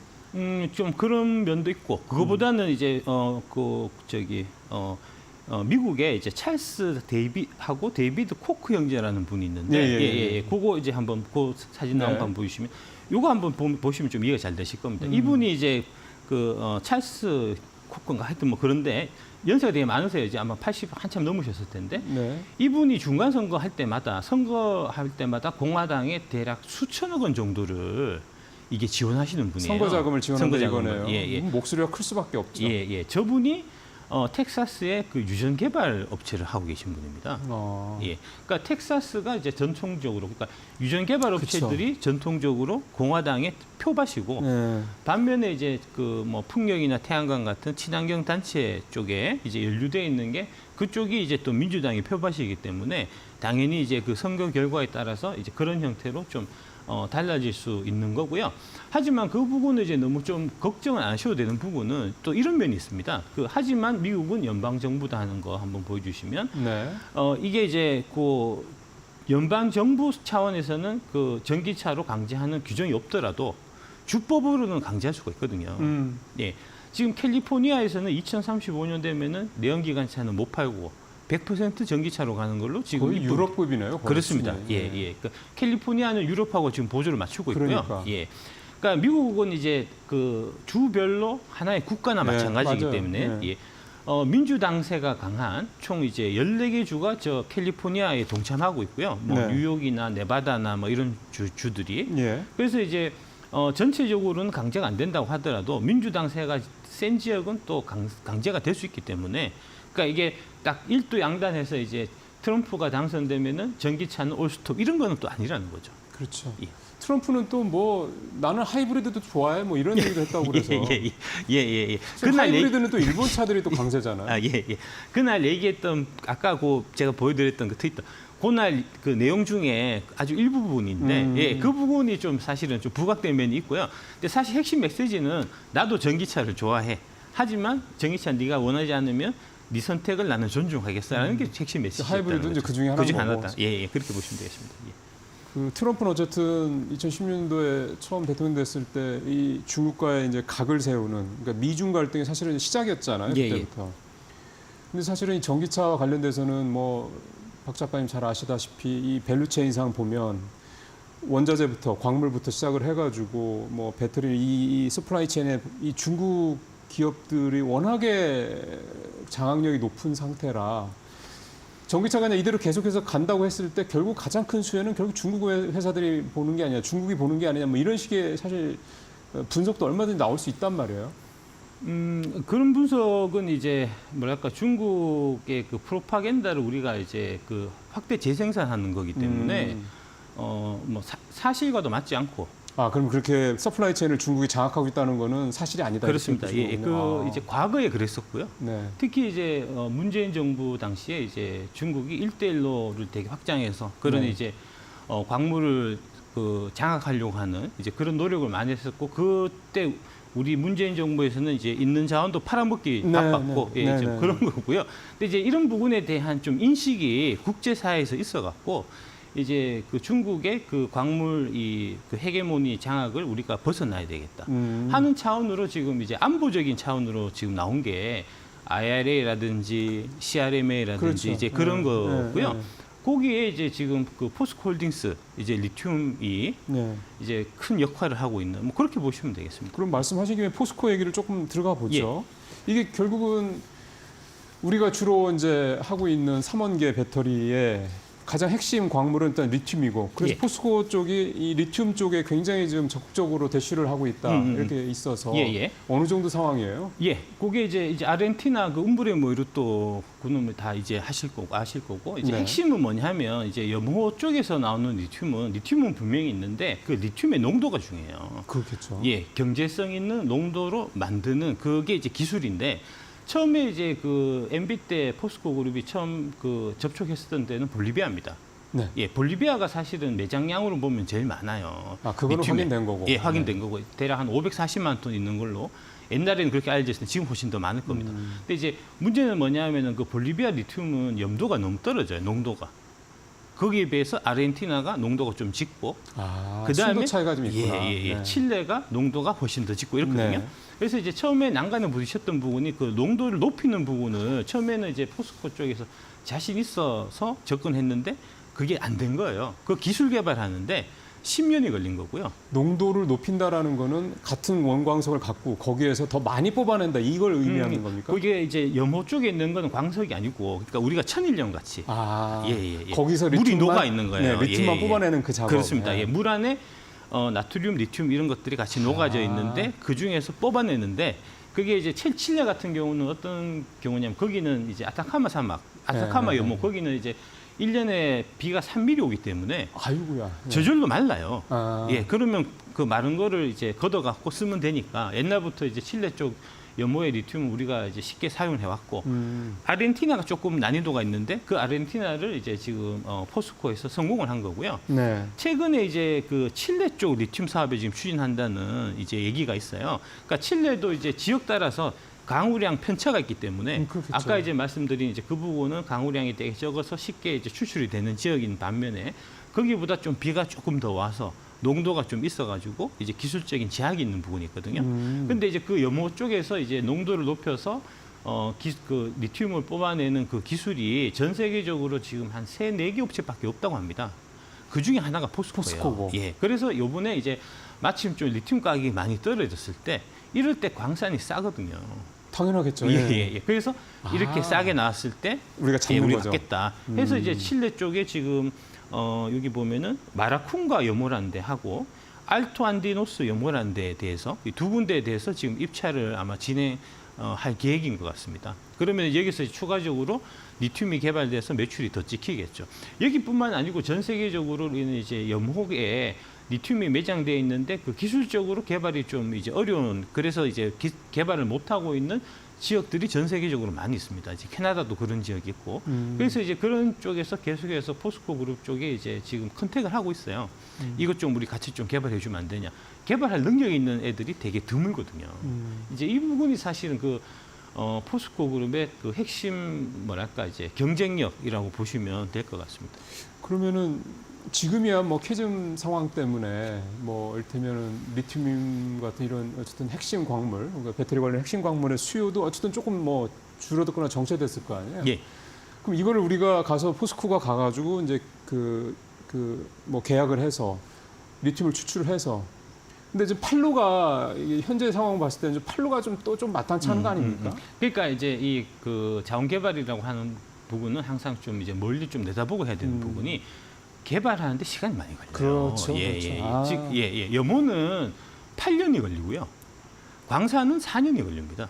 적어도 4년 이상 걸린다는 예, 얘기예요. 예. 광산은 4년, 염호는 8년이거든요. 지금 포스코가 다 접촉하고 있는 거는 이제 염호 쪽이기 때문에 네. 아마 칠레 쪽에 지금 염호 계약해갖고 저기서 이제 리튬이 나온다고 하면은 2032년이니까. 그러게요. 예, 아직 충분하네요. 그렇습니다. 2032년이면은 내연기관차보다 이제 전기차가 더 많은 많아지죠. 시대일 테니까 이미 그때는 미리미리 대중화 대비를 맞습니다. 해놔야 된다는 거죠. 아, 그래서 사실 또 뭐 리튬이라는 게 또 단순히 전기차용 배터리만 들어가는 건 아닐 테니까 예. 다양하게 좀 요즘에 ESS도 많이 얘기 나오고 하니까 어쨌든 이렇게 좀 확장을 해나가는 건 상당히 의미가 있다. 또 우리가 없는 광물 자원이라는 거에서는 좀 의미가 있다 생각이 좀 드네요. 앞서 잠깐 뭐 우리 쪽 얘기를 했었습니다. 우리가 흔히 얘기하는 게 이제 3원계 배터리, NCM 이렇게 보통 우리가 주력이 이제 이렇게 3, 4 얘기를 하고 중국은 LFP, 그러니까 리튬 인산철 뭐 배터리 이렇게 얘기를 하는데 뭐 그렇게까지 굳이 들어갈 필요는 없긴 하지만 우리 같은 경우 이 3원계 배터리가 이게 LFP하고 차이는 고가라는 거잖아요. 그거 아닙니다. 그 작년에 제가 이데일리 TV에서 이제 한 그 반년 동안 계속해서 지금 LFP가 싸고 NCM은 비싸다 이런 얘기 하는데 그거 잘 몰라서 그런 거다. 그러면 이게 예. 가격은 별 상관없는 겁니까? 예. 가격적으로 보면 이제 그러니까 생산하는 시점에서 보면은 이제 이게 NCM 같은 경우는 니켈 함량이 올라가면은 원가가 떨어져요. 오히려. 예. 그러니까 니켈이 60%짜리하고 90%짜리하고가 또 이제 원가가 대략 한 20-30% 차이가 나거든요. 그러니까 이제 니켈 60%짜리 NCM 622 기준에서 보면은 LFP보다 한 30% 비싸지만 NCM 구반반으로 보면은 대략 한 5% 정도밖에 안 비싸요. 그러면 별 차이 없는 거예요. 별 차이 없습니다. 그다음에 이제 그게 끝이 아니고 우리가 배터리를 다 이제 쓰고 나면은 나중에 그 폐기 처분을 하든 아니면은 이제 그 중고로 팔든 하잖아요. 그렇죠. NCM은 중고로 팔 수가 있는데 LFP는 못 팔고 묻어야 되거든요. 그럼 그건 굉장히 큰 차이인데. 큰 차이입니다. 예. 네. 그래서 지금 대략 한 2천만 원짜리 배터리가 이제 그 재활용할 때 NCM의 경우에는 한 300, 400 정도 나오거든요. 그러면 한 15%, 20% 되니까 그렇죠. 살 때는 5% 비싸지만 나중에 파는 가치까지 생각해서 보면은 훨씬 싼 거네요. 그렇습니다. 따져보면. 그렇습니다. 그래서 이제 NCM으로 충분히 이제 그 값싼 이제 보급형 전기차를 만들 수 있다 하는 얘기를 제가 작년에 계속 말씀드렸고 그래서 이제 우리도 저가형 전기차에다가 이제 3원계 배터리를 그렇습니다. 탑재한다. 예. 지금 이제 기아 EV 그 3가 이제 그게 지금 NCM 탑재해서 대박을 지금 치고 있고 조만간에 이제 캐스퍼 일렉트릭이라고 그 현대차 쪽에 더 작은 건데? 더 작은 겁니다. 예. 이제 레이하고 좀 비슷한 급의 경차인데 거기도 지금 NCM 배터리가 들어가는 거고요. 네. 이제 NCM 들어가게 되면은 이제 작년에 현대차에서 나왔던 레이 EV가 LFP거든요. 레이가 205km 가는데 이제 캐스퍼는 310km를 가니까 훨씬 더 가는 거잖아요. 예, 밀도가 가격 높으니까. 그렇습니다. 예, 가격은 뭐 큰 차이 안 나고 그다음에 이제 그 볼보라는 회사가 있습니다. 볼보가 네. 사실은 보면은 그 중국이 지금 100% 지분 갖고 있는 회사인데 그렇죠. 예. 지리차 갖고 있잖아요. 지리차 갖고 예. 있는 예. 볼보가 지금 올해 출시하는 소형 전기 SUV EX30이라는 데가 있는데 거기도 마찬가지로 LFP 들어가지 않고 NCM 들어갑니다. 그럼 그건 누가 납품을 해요? 볼보 쪽은 저기 LG 엔솔 배터리였습니다. 그럼 그것도 우리가 우리가 납품하는 납품하는 거네요. 겁니다. 예. 그러면 지금 이 소위 말해서 이제 LFP하고 NCM 이렇게 현재로서는 이게 가장 크게 차지하는 건데 그러면 LFP는 중국이 강하다고 봐야 되는 거고 그 3원계 쪽 우리가 강하다 이렇게 봐야 되는 겁니까? 꼭 그렇지도 않습니까? 꼭 그렇지 않습니다. 꼭 그렇지 않습니다. 그럼 우리 3, 4가 이 3원계 쪽으로 강한 거는 사실이고. 중국이 못하는 거죠. 중국에 이제 여러 가지 배터리 업체들이 있는데 네. 그 많은 배터리 업체들 중에서 이제 3원계 배터리를 할 수 있는 회사는 CATL이 유일하고요. 근데 이제 CATL도 사실은 보면은 이제 LFP를 한 회사는 아니고 NCM이 주력이고 LFP를 보조를 하는 회사예요. 그렇군요. 예, 이제 그러니까 이제 60대 그 65대 35 이 정도 비중이고요. 이제 65 정도로 이제 CATL도 NCM을 하는 회사인데 그 CATL의 NCM 기술이 한국에 비해서는 좀 뒤처진다는 거죠. 그러니까 아까 말씀드린 대로 이제 니켈 함량이 높아지면 높아질수록 이게 원가가 이제 절감이 되는데 그 지금 CATL은 대략 한 80% 수준에서 지금 멈춰 있는 반면에 우리는 지금 60%까지 90%까지 가 있고 90%까지 지금 갔으니까. 최근에 이제 95, 97 계속해서 나가거든요. 그러니까 이제 그 격차 때문에 우리가 이제 뭐 그러니까 순수하게 경쟁력으로부터도 이제 중국 배터리보다는 우리가 좀 압도적인 면이 있고 거기다가 플러스해서 이제 IRA나 뭐 CRMA 같은 거를 통해서 이제 그 국제 정치적인 이제 그 맥락에서 중국 배터리가 이제 미국이나 유럽 쪽에 못 들어오게 지금 막고 있는 상황이어서 이게 잘 될 수밖에 없는 그런 구조인 거죠. 그 중국 배터리가 우리 거보다 싸다. 사실 이런 인식들이 있는데 그거는 맞습니까? 아닙니다. 그렇지도 예, 않습니까? 그렇지 않습니다. 예, 예. 그러면 중국, 예를 들어- 예, 그러니까 예. 중국 전기차가 싸고 중국 배터리가 싼 거는 그 걔들이 만든 원가가 싸서 그런 게 아니고요. 중국 정부가 수출 보조금을 줘서 싼 거다. 그래서 이제 그런 보조금을 줘서 시장을 교란할 우려가 있기 때문에 지금 미국에서 100% 중국산 전기차에 관세를 물리고 모으겠다, 이런 거고. 중국 유럽에서도 최근에 나온 게 이제 대략 한 35에서 48% 정도 맞습니다. 이제 상계 최대 관세를 48% 까지. 그렇습니다. 예. 그게 이제 당연히 이제 그 국가 정책적으로 수출 보조금, 장려금 이런 거 지급하면은 거기에 따라서 이제 상계 관세를 물릴 수 있는 게 WTO 규정이니까 그렇죠. 그 규정대로 지금 하고 있는 그만큼 이제 더 가격을 더 높게 해서 예. 팔 수 있도록 그래야지 이제 사실은 예, 가격 예, 경쟁이 서로 경제되니까. 좀 예, 예. 공평하게 되는 거니까. 지금 사실은 그 우리 쪽 같은 경우는 저 현대차 같은 경우는 제네시스 전기차가 미국에서도 뭐 판매 대수로 보다보다는 이제 계속해서 점유율이 좀 올라가는 예, 예. 그런 상황인 것 같고 반면에 이제 중국 같은 경우는 미국과 유럽이 이제 관세를 높이는 식으로 해서 이제 뭐랄까 이제 벽을 높이니까 뭐 동남아라든가 뭐 태국 같은 동남아 쪽이라든가 뭐 남미라든가 중동 이런 쪽으로 그 전선을 좀 펼쳐나가고 있더라고요. 이런 식으로 봤을 때 그 중국이 계속해서 중국이야 뭐 정부에 자꾸 계속 보조금을 주는 걸 뭐 되돌리지는 않을 것 같고 이런 상태라고 본다 그러면 사실 더 큰 시장은 어쨌든 북미와 유럽이라는 걸 봤을 때 장기적으로 보면은 현재 캐즘 상태라는 걸 이제 차치하고 장기적으로 보면은 우리 전기차들의 향후 시장 확대 가능성을 좀 저는 좀 긍정적으로 좀 들어서 예, 어떻게 예. 보세요? 왜냐하면 중국 전기차가 워낙 싸니까 예, 예. 이 저가 때문에 우리가 견디기 힘들다 이런 얘기도 사실 나오단 말이에요. 그러니까 아까 말씀드린 대로 이제 그 저가가 이제 생산 원가가 이제 저렴해서 저가면은 그게 경쟁력일 텐데 그렇죠. 그게 아니고 이제 중국 정부가 이제 각종 보조금, 이제 불법 보조금 때문에 이제 저가인 거니까 그건 좀 이제 한계가 있는 거고 예. 당연히 이제 지금 제재가 들어가고 있는 이제 그런 거고요. 아까 말씀하신 이제 뭐 동남아라든지 뭐 이런 쪽은 인구는 많은데 그게 이제 자동차 그 판매 대수를 보면 적어요. 얼마 안 됩니다. 예, 왜냐하면 아직은, 예, 네. 자동차라는 것 자체가 되게 이제 고가의 물건이기 때문에 태국 사람들이 이제 산다고 해서 자동차를 싸게 팔 수 있는 건 아니거든요. 그렇겠죠. 예, 네. 그러니까 아마 동남아나 가보시면 이제 많이 느끼실 텐데 이제 오토바이라든지 이제 삼륜차 뭐 그런 것들이 이제 주 교통 수단이잖아요. 그러니까 이제 그런 쪽은 사실은 이제 그 원래 원통형 배터리가 거기 들어가는 자리예요. 맞아요. 예, 삼성 SDI의 뭐 2170 원통형 배터리나. 근데 이제 그런 부분이 지금 우리나라 그 삼성, LG 그다음에 금양에서 4695, 4680 뭐 이런 예, 4682 원통형 4680, 예, 배터리를 지금 만들고 있는데 예. 아마 그게 동남아 쪽에서 주요 시장이 될 겁니다. 오히려. 예, 예. 하나만 더 여쭤보겠습니다. 시간이 이제 저희가 한 3분 정도 남아서 결국 이제 미래 얘기를 안 할 수가 없어서요. 지금이야 뭐 NCM하고 LFP 얘기를 하지만 결국은 차세대는 무조건 전고체로 다 얘기를 하잖아요. 이 부분은 예. 작가님께서 보시기에 예. 우리가 좀 중국한테 좀 뒤쳐져 있다 이런 얘기도 많이 나와서 실제로 좀 어떻게 봐야 되는 건 싶네요. 미래는.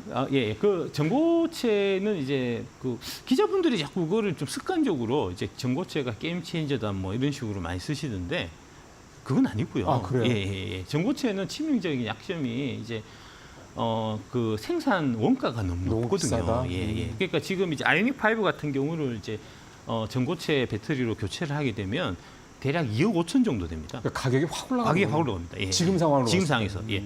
물론 이제 대량 생산하고 하면 이제 뭐 가격이 다운될 수는 있겠지만 좀 한계는 있다고 보거든요. 그래서 실제로 이제 삼성 SDI 쪽에서도 하는 얘기가 이제 이 전고체가 그 매스하게 이제 그 대중적인 모델에 우리가 팔려고 만드는 게 아니고 되게 고급. 뭐 오늘 기사도 뭐 페라리가 뭐 전기차 안 나오는데 그런 정도. 그런 정도. 예. 어. 그래서 좀 제한적인 시장이고요. 그러니까 제한적인 시장이니까 사실 좀 의미가 없다라고 볼 수 있고 중국 쪽의 기술력이라고 하는 거는 좀 기술적인 좀 뭐랄까 뻥튀기가 되게 심한 발표들이어서 그런 부분은 뭐 크게 신경 안 쓰셔도 될 것 같습니다. 그러면 이 배터리 쪽이 현재 이 NCM, LFP 요 체제가 한동안 더 간다 이렇게 봐야 되는 겁니다. LFP를 이제 하이망간 쪽이 대체하게 될 겁니다.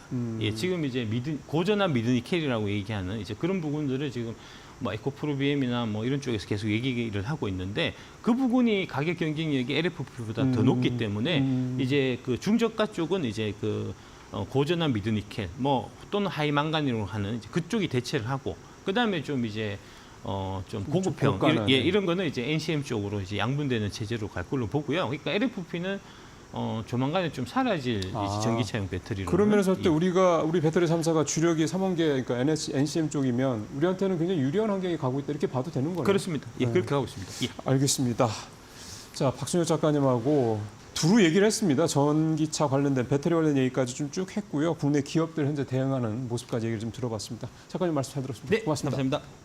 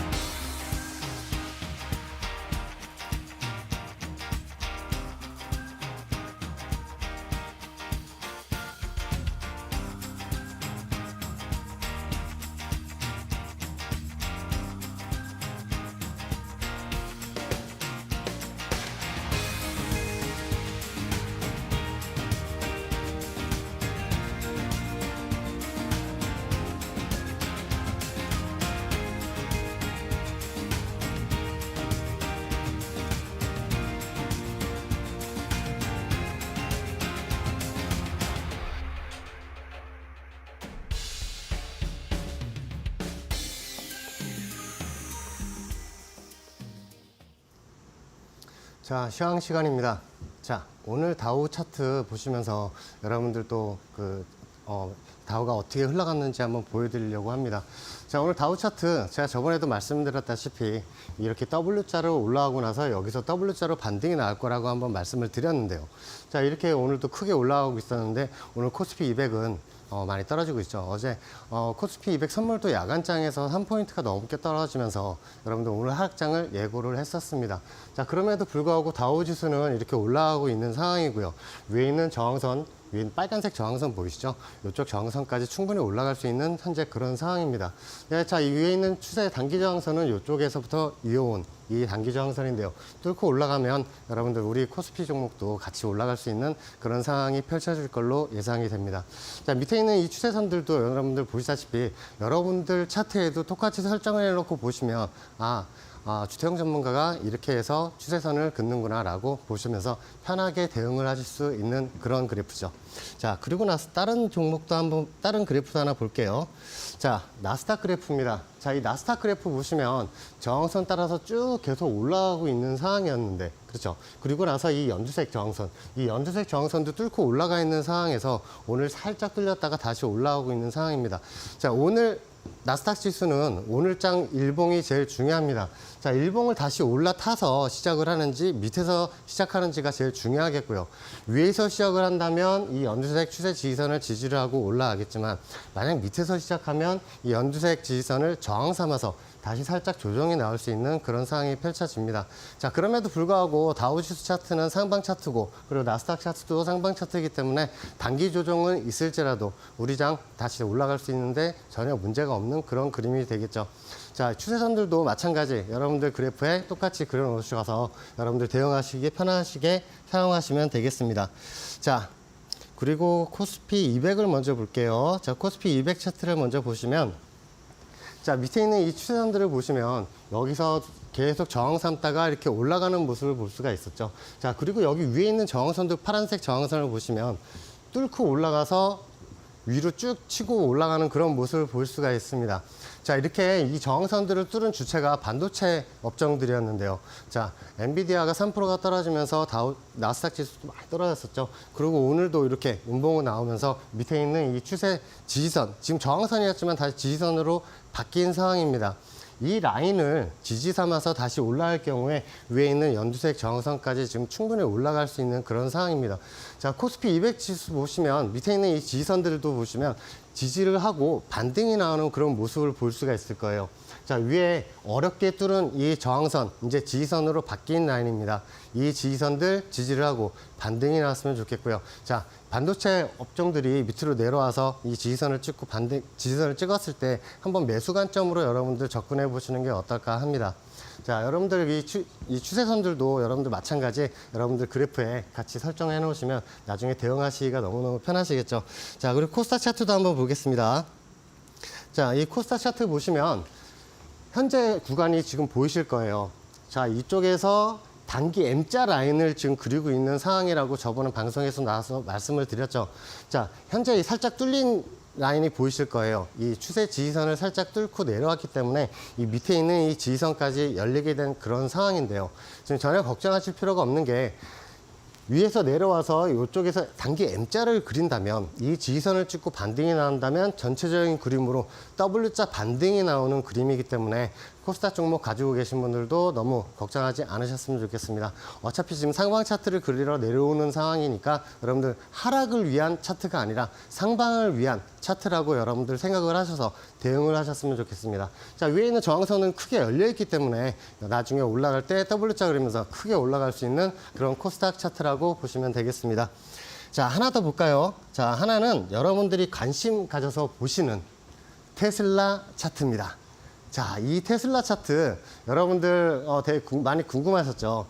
자, 이 지지선들을 여러분들을 보셔서 대응을 하시면 되겠습니다.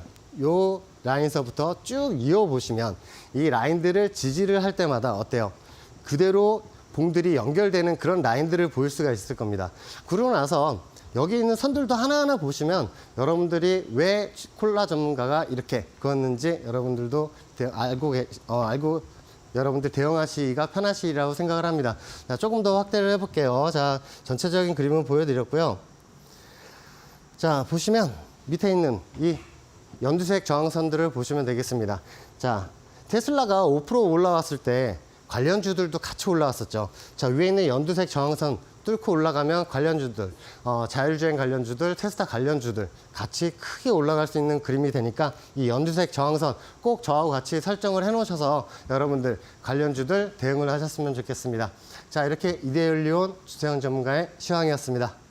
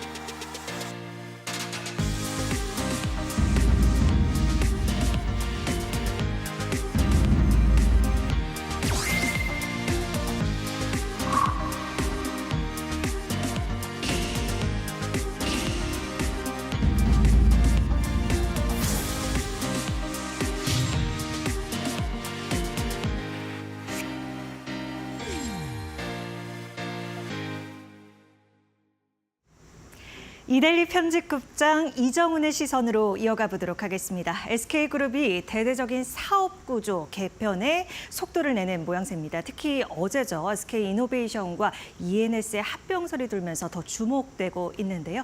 자세한 내용 지금부터 만나보시죠. 네, 안녕하십니까. 이데일리 편집국장 이정훈입니다. 오늘은 서서 이렇게 스탠딩으로 새로운 포맷으로 진행하게 됐는데요. 편하게 설명 좀 드리도록 하겠습니다. 오늘은 주가가 좀 빠지는 걸로 제가 들어오기 전에 확인했더니 빠지는 걸로 지금 나타나고 있는데요. 어제 우리 주식시장의 가장 큰 이슈였던 화제가 됐던 종목 하나를 꼽으라면 SK이노베이션을 꼽을 수 있을 것 같습니다. SK이노베이션 하면 대부분 아시겠지만 투자자분들이 과거 유공에서부터 시작돼서 굉장히 오랜 역사를 가지고 있는 국내를 대한민국을 대표하는 종합 에너지 기업이다 이렇게 말씀드리겠습니다. 정유, 석유화학, 그 이외 배터리 사업까지 다양한 비즈니스를 함께 영위하고 있는 종합 에너지 기업이다라고 말씀드리겠는데요. 이렇게 큰 기업. 시가총액도 크고 덩치가 큰 기업이 하루 만에 주가가 15% 이상 급등하는 양상을 보이는 흐름, 굉장히 이례적인 일일 텐데요. 여기 주가 차트를 보시면 개장하자마자 주가가 갭 상승을 한 이후에 지속적으로 상승 흐름을 계속 이어가는 양상을 보였다. 물론 오늘은 어제 너무 큰 폭으로 주가가 뛰었기 때문에 차익 실현 매물이 좀 나오면서 시장 전체 조정 흐름과 같이 가고 있긴 하지만 전체적으로 시세는 굉장히 양호한 흐름을 좀 보였다. 이렇게 말씀드려도 될 것 같습니다. 그렇다면 SK이노베이션 주가를 이렇게 위로 끌어올렸던 동력은 무엇이었나 어제 살펴보면 아까 우리 진행자가 말씀 주셨지만 SKENS라는 SK그룹 내에 있는 또 다른 에너지 기업 ENS와의 합병 소식이 그 전체적인 주가 상승 흐름을 이끈 호재로 작용했다라는 겁니다. 어제 장 시작 전에 개장 전에 몇몇 매체들이 이 기사를 쓰기 시작했고요. 장이 열리자마자 SK이노베이션 측은 해명 공시를 통해서 우리 기업의 사업 경쟁력 확대를 위해서 강화를 위해서 합병을 비롯한 다양한 전략적 방안을 모색하고 있다라고 공시를 했는데요. 여기서 말한 합병은 CNS와의 합병. 이다라는 거죠. 그런 면에서 보면 사실상 지금 시장과 재계는 SK이노베이션의 해명 공시를 SKCNS와의 합병을 인정하는 시인하는 그런 어떤 공시로 받아들였다라는 거죠. 그도 그럴 것이 사실은 지난주에 저도 굉장히 애석하게 여기는 부분이 지난주에 이미 재계에서는 다양한 어떤 소문들이 나돌기 시작했습니다. SK그룹이 사업 구조조정 개편을 위한 내부 문건을 확정했다라는 루머가 나돌기 시작했고요. 그 루머 속에는 SK이노베이션과 SKCNS 간의 합병 내용이 담겨 있다. 저희도 이제 그 내용을 좀 캐치하고 지속적으로 취재했지만 사실은 이제 타 매체의 그 특종을 놓치고 말았는데요. 그런 면에서 보면 저희도 굉장히 애석했고요. 그런 이제 배경이 있다 보니까 SK이노베이션의 확정되지 않은 그 해명 공시에도 불구하고 시장과 재계는 SK이노베이션과 CNS 간의 합병을 기정사실로 지금 받아들이고 가격에 반영하는 프라이싱을 하고 있다. 이렇게 말씀드리면 될 것 같습니다. 그렇다면 SK이노베이션과 CNS 간의 합병은 왜 이루어졌고 두 회사는 어떤 회사고 기대 효과는 무엇인지에 대한 설명도 일정 부분 좀 해야 될 것 같습니다. 간단히 말씀드리면 아까 처음 말씀대로 여기 한번 표를 보고 이제 설명드리도록 하겠습니다. SK이노베이션 정유, 석유화학, 배터리, 윤활유까지 이거 오타네요. 윤활유까지 포함하는 종합 에너지 기업입니다. SKENS 같은 경우는 LNG 발전부터 태양광, 풍력, 수소 발전까지 모두 가지고 있는 일종의 친환경 에너지, 신재생 에너지를 영위하는 비즈니스죠. 둘 다 에너지라는 에너지 기업이라는 공통점이 있습니다만은 여기는 전통적인 어떤 화석 연료 비즈니스고 저쪽은 친환경 에너지 비즈니스. 그래서 둘 간의 합치게 되면 사업 영역이 굉장히 넓어지고 스펙트럼이 넓어지고 사업 간의 시너지가 날 수 있는 효과가 기대된다라는 거고요. 특히 배터리 사업이 여기 SK이노베이션 내에 장착되어 있기 때문에 미래의 성장 동력까지도 같이 담보할 수 있다라는 장점이 있을 것 같습니다. 매출 보시면 SK이노베이션 국내 대표 기업 그 명성 그대로 매출액이 지난 한 해 77조 원을 넘어서는 기업이었는데요. SKENS 많은 분들이 모를 수도 있습니다만 비상장 기업이기 때문에 그럼에도 불구하고 매출이 11조를 넘어가는 굉장히 덩치가 큰 회사죠. 특히 주목할 부분은 영업이익 부분입니다. SK이노베이션은 매출액이 77조인데 영업이익이 작년에 1조 9천억 정도였던 반면에 SKENS는 매출액이 이노베이션의 7분의 1임에도 불구하고 영업이익이 1조 3천억에 이르는 굉장히 수익성이 좋고 알짜배기 회사다라는 걸 영업이익을 통해서 알 수 있습니다. 매출액 대비 영업이익률이 얼추 눈으로 봐도 10%가 넘어가죠. 그런 면에서 보면 굉장히 수익성이 좋은 비즈니스를 가지고 있는 회사가 SK E&S다라고 말씀드려도 될 것 같고요.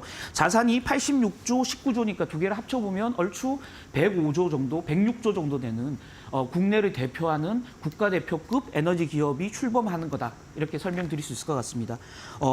그런 면에서 보면 아까도 말씀드렸지만 결국 화석연료부터 친환경 에너지, 미래의 성장 동력인 배터리까지 모든 걸 장착한 종합 에너지 기업으로 탈바꿈할 것이다라는 기대감이고요. 특히 SK그룹은 이를 통해서 에너지 기업 간의 시너지, 대형화를 통한 어떤 그 비즈니스 모델 확장, 향후 투자 동력 확보 뭐 등등해서 다양한 효과를 누릴 수 있다라는 점에서 굉장히 기대되는 합병이다라는 거고요. 어제 시장은 SK이노베이션 주가를 그런 식의 기대를 다 담아냈다 이렇게 보면 될 것 같습니다. 자. 그렇다면 여기서 우리 궁금한 부분은 있습니다. SK이노베이션과 E&S 간의 합병이 왜 생뚱맞게 어제 많은 매체의 보도를 통해서 이 시장에 나왔을까, 뉴스로 나왔을까 하는 부분이 궁금하실 텐데요. 사실상 SK그룹을 그 이전부터 계속 들여다본 투자자라면 사실 이게 생뚱맞은 게 아니고 그 전부터 작년 말부터 SK가 계속 준비해왔던 사업 포트폴리오 재편의 일환이다라는 걸 잘 알 수 있을 것 같습니다.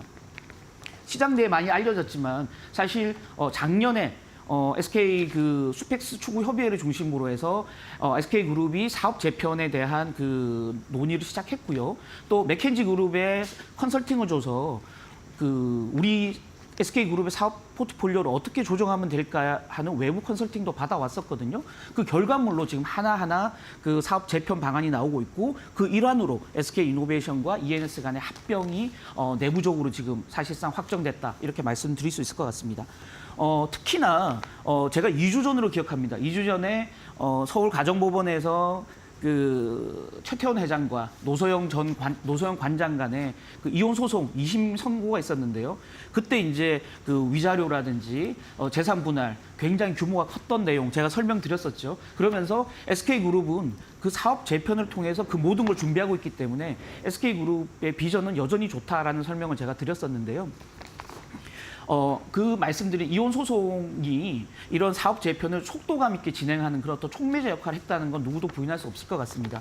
다만 작년 말부터 최태원 회장은 이런 얘기를 많이 했습니다. 그룹 내 임직원을 대상으로 방만 투자가 지금 SK 그룹 내에 굉장히 그 퍼져 있다. 그래서 그런 어떤 방만 투자의 문제점을 지속적으로 좀 지적을 해왔고요. 심지어 내부적인 어떤 위기감을 좀 조성하기 위해서 서든 데스, 갑자기 죽는다는 뜻이죠. 그래서 서든 데스 위기가 우리 SK 그룹에도 닥칠 수 있다라는 위기의식을 계속 고무시키면서 고취시키면서 이제는 양적 성장이 아니고 질적 성장을 SK 그룹이 해야 된다라는 얘기를 계속 해왔고요.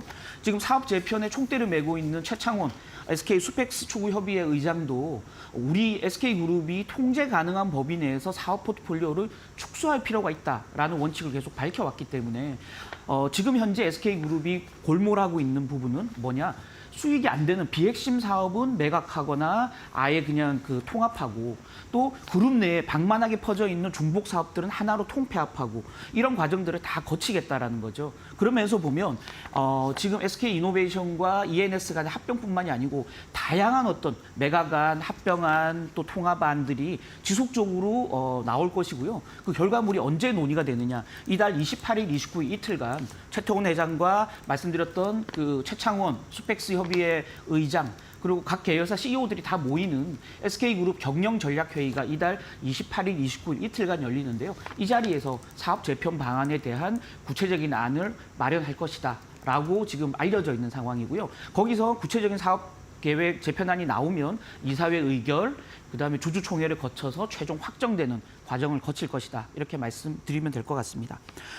그런 면에서 보면 SK 지금 그 그룹 내에 투자를 전문으로 하는 회사가 있습니다. SK 스퀘어라는 회사인데요. 여기 보시면 여기는 지금 SK 스퀘어가 여기 나와 있죠. SK 이노베이션과 같은 그 반열에 있는 투자 전문 회사입니다.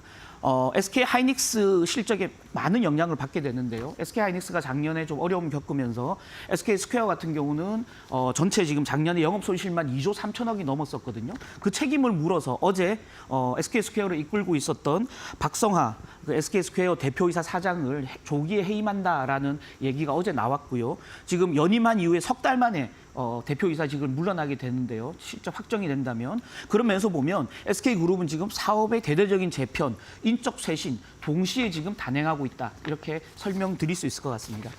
지금 현재 SK그룹은 여기는 지금 간략한 그 지배 구조만 나와 있지만 사실은 여기에 차트 하나에 담아낼 수 없을 정도로 수많은 계열사를 가지고 있습니다. 지금 SK그룹의 계열사 규모는 219개거든요.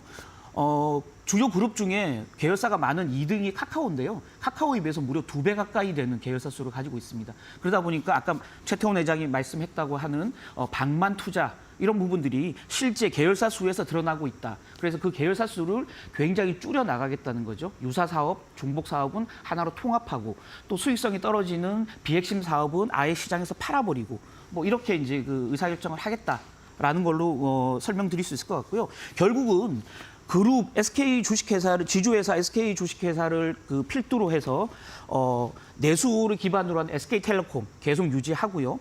또 말씀드렸던 SK E&S와 이노베이션 합쳐서 캐시카우인 에너지 기업을 유지하면서 남아 있는 미래 성장 동력을 SK 하이닉스로 대표되는 반도체 사업, 또 SK 온과 SK 이노베이션으로 대표되는 배터리 사업, AI 사업에 집중하겠다라는 어떤 전략을 지금 SK 그룹 내에서 짜고 있다.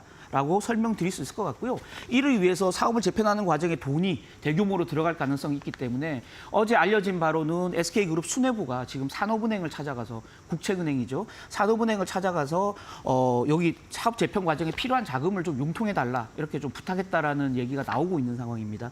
그래서 지금 동일인 한도 문제로 인해서 SK그룹이 산업은행에서 추가로 빌릴 수 있는 돈은 한 1조 7천억밖에 안 되는 걸로 알려져 있는데 다만 우리 정부가 지금 최근에 한 17조 원 정도로 산업은행 증자를 통해서 17조 정도 국가 전략 산업에 저리로 자금을 빌려주겠다라는 정책을 발표했기 때문에 산업은행은 그 자금 17조 중에 일정 부분을 활용해서 SK의 사업 개편을 돕는 어떤 그 마중물 자금으로 활용하겠다라는 계획을 세우고 있는 것으로 알려져 있습니다. 그래서 그 관련 뉴스도 계속 지켜보면서 저희가 투자자분들께 설명드리도록 하겠습니다. 자, 그렇다면 이런 큰 SK그룹의 사업 재편 과정에서 아까 처음 말씀드렸던 SK이노베이션과 SK E&S의 합병이 어떤 의미를 가지는 건지 다시 한번 좀 설명드릴 필요가 있을 것 같습니다. 아까 말씀드렸던 SK이노베이션은 SK온을 지분 89%를 가지고 있는 SK온의 모기업입니다. 그래서 SK온이 가지고 있는 배터리 사업을 미래 성장 동력으로 키우겠다라고 말씀드렸고요. 그런 면에서 보면 SK이노베이션을 탄탄하게 만들 필요가 있다라는 게 SK E&S와의 합병의 핵심적인 배경 중에 하나다. 이렇게 설명드릴 수 있을 것 같습니다. 지금 뭐 많은 부분 얘기 들으셨겠지만 전기차 캐즘이라는 얘기를 많이 하지 않습니까? 전기차 시장이 전기차가 한참 빠르게 성장하다가 지금 수요가 이제 뚝 꺾이는 그런 전기차 캐즘 시기를 맞고 있는데요. 그러다 보니까 SK온 역시 최근에 실적이 굉장히 좋지 않은 상황입니다. 작년에 연간으로 영업 손실이 한 5,300억 정도 났었는데요. 올해는 1분기에만 지금 4천억이 넘는 영업 적자를 기록하고 있는 상황입니다. SK 이노베이션에서 물적 분할된 이후에 지금 10분기 연속으로 계속 적자를 내고 있는 상황이거든요. 그 과정에서 SK이노베이션은 모기업의 그 힘을 다하기 위해서, 역할을 다하기 위해서 SK온이 계속 지속적인 투자를 위해서 빌리는 자금들을 차입 보증을 계속 해주고 있었던 상황입니다. 그러다 보니까 SK이노베이션 역시 재무적으로 약간 흔들림이 지금 나타나고 있거든요. 제가 숫자를 한번 들여다봤는데 SK이노베이션의 지금 부채가 여기는 SK온의 지금 현금과 부채고요. 보시다시피 작년 대비해서 지금 현금성 자산은 조금밖에 늘어나지 않았는데 총 부채는 빠르게 늘어나는 모습 보이고 있죠. 그래서 이 SK온을 뒤에서 도와주려다가 SK이노베이션 역시 지금 재무적으로 굉장히 어려움에 처해 있다는 겁니다. 숫자를 들여다보면 2019년만 해도 SK이노베이션의 부채가 21조였는데 작년 말 기준으로 지금 50조가 넘어가고 있거든요. 불과 4년 안 되는 기간 동안 SK이노베이션의 부채가 138%나 늘어났다라는 겁니다. 굉장히 빠르게 늘어났고 그렇게 빠른 SK이노베이션 부채 증가의 핵심 원인이 바로 아픈 손가락인 SK온의 이런 그 실적 부진 탓이었다라고 있다라고 지속적인 투자, 실적 부진을 지원해주기 위한 탓이었다 이렇게 설명드릴 수 있을 것 같고요. 또 하나 문제가 됐던 부분은 뭐냐면 올 3월이죠. 스탠다드앤푸어스 S&P가 SK 이노베이션이 지속적으로 SK온을 도와주다가 재무적으로 어려워지니까 SK 이노베이션의 신용 등급을 떨어뜨렸습니다. 그 전에는 트리플 B 마이너스였다가 더블 B 플러스로 신용 등급을 하향 조정하면서 신용 등급이 떨어지니까 이자를 더 많이 내야겠죠. 그래서 이자 상환 부담이 더 늘어나게 됐다. 그래서 SK 이노베이션의 전체적인 재무 부담이 많이 늘어났고요. 그 SK 이노베이션을 도와주기 위해서 아까 말씀드렸던 알짜배기 회사 한 해 매년 수조 원대의 이익을 내고 있고 또 현금성 자산이 3조가 넘어가는 SK E&S를 SK 이노베이션과 합치면서 SK 그 온에 대한 지지를 후원을 더 강화할 수 있는 그런 어떤 수단으로 활용한다라는 걸로 설명드릴 수 있을 것 같습니다. 그렇다면 SK 이노베이션과 SK 그 E&S 합병 과정에 좀 어떤 좀 부작용, 문제가 또 생길 수도 있는 거 아닌가라는 어떤 그 궁금증이 생길 텐데요. 듣기로는 SK E&S 직원들이 벌써 내부적으로 반발 또는 동요하고 있다고 합니다. 왜냐하면 아까 말씀드렸던 대로 비상장 회사고요. 또 SK 그 E&S 같은 경우는 굉장히 많은 수익을 내는 기업이기 때문에 그 조직원들은 높은 인센티브를 받고 높은 임금 인상률을 계속 기록했었는데 SK 이노베이션 오늘 도와주는 SK 이노베이션과 합병하는 과정에서 실적이 좀 낮아지고 수익성이 떨어지면서 SK E&S 직원들이 인센티브나 성과급을 덜 받게 될까 우려하는 목소리들이 좀 나오고 있고요. 일부에서는 직원들의 약간 이탈 움직임도 있다라는 뉴스가 벌써 성급하게 나오고 있지만 뭐 구체적으로 잡히는 건 없는 걸로 알려져는 있는 상황입니다. 또 하나 이제 문제점은 뭐냐면 내부 직원들의 동요뿐만이 아니고 주주들의 문제가 생길 수도 동요도 생길 수 있다라는 겁니다.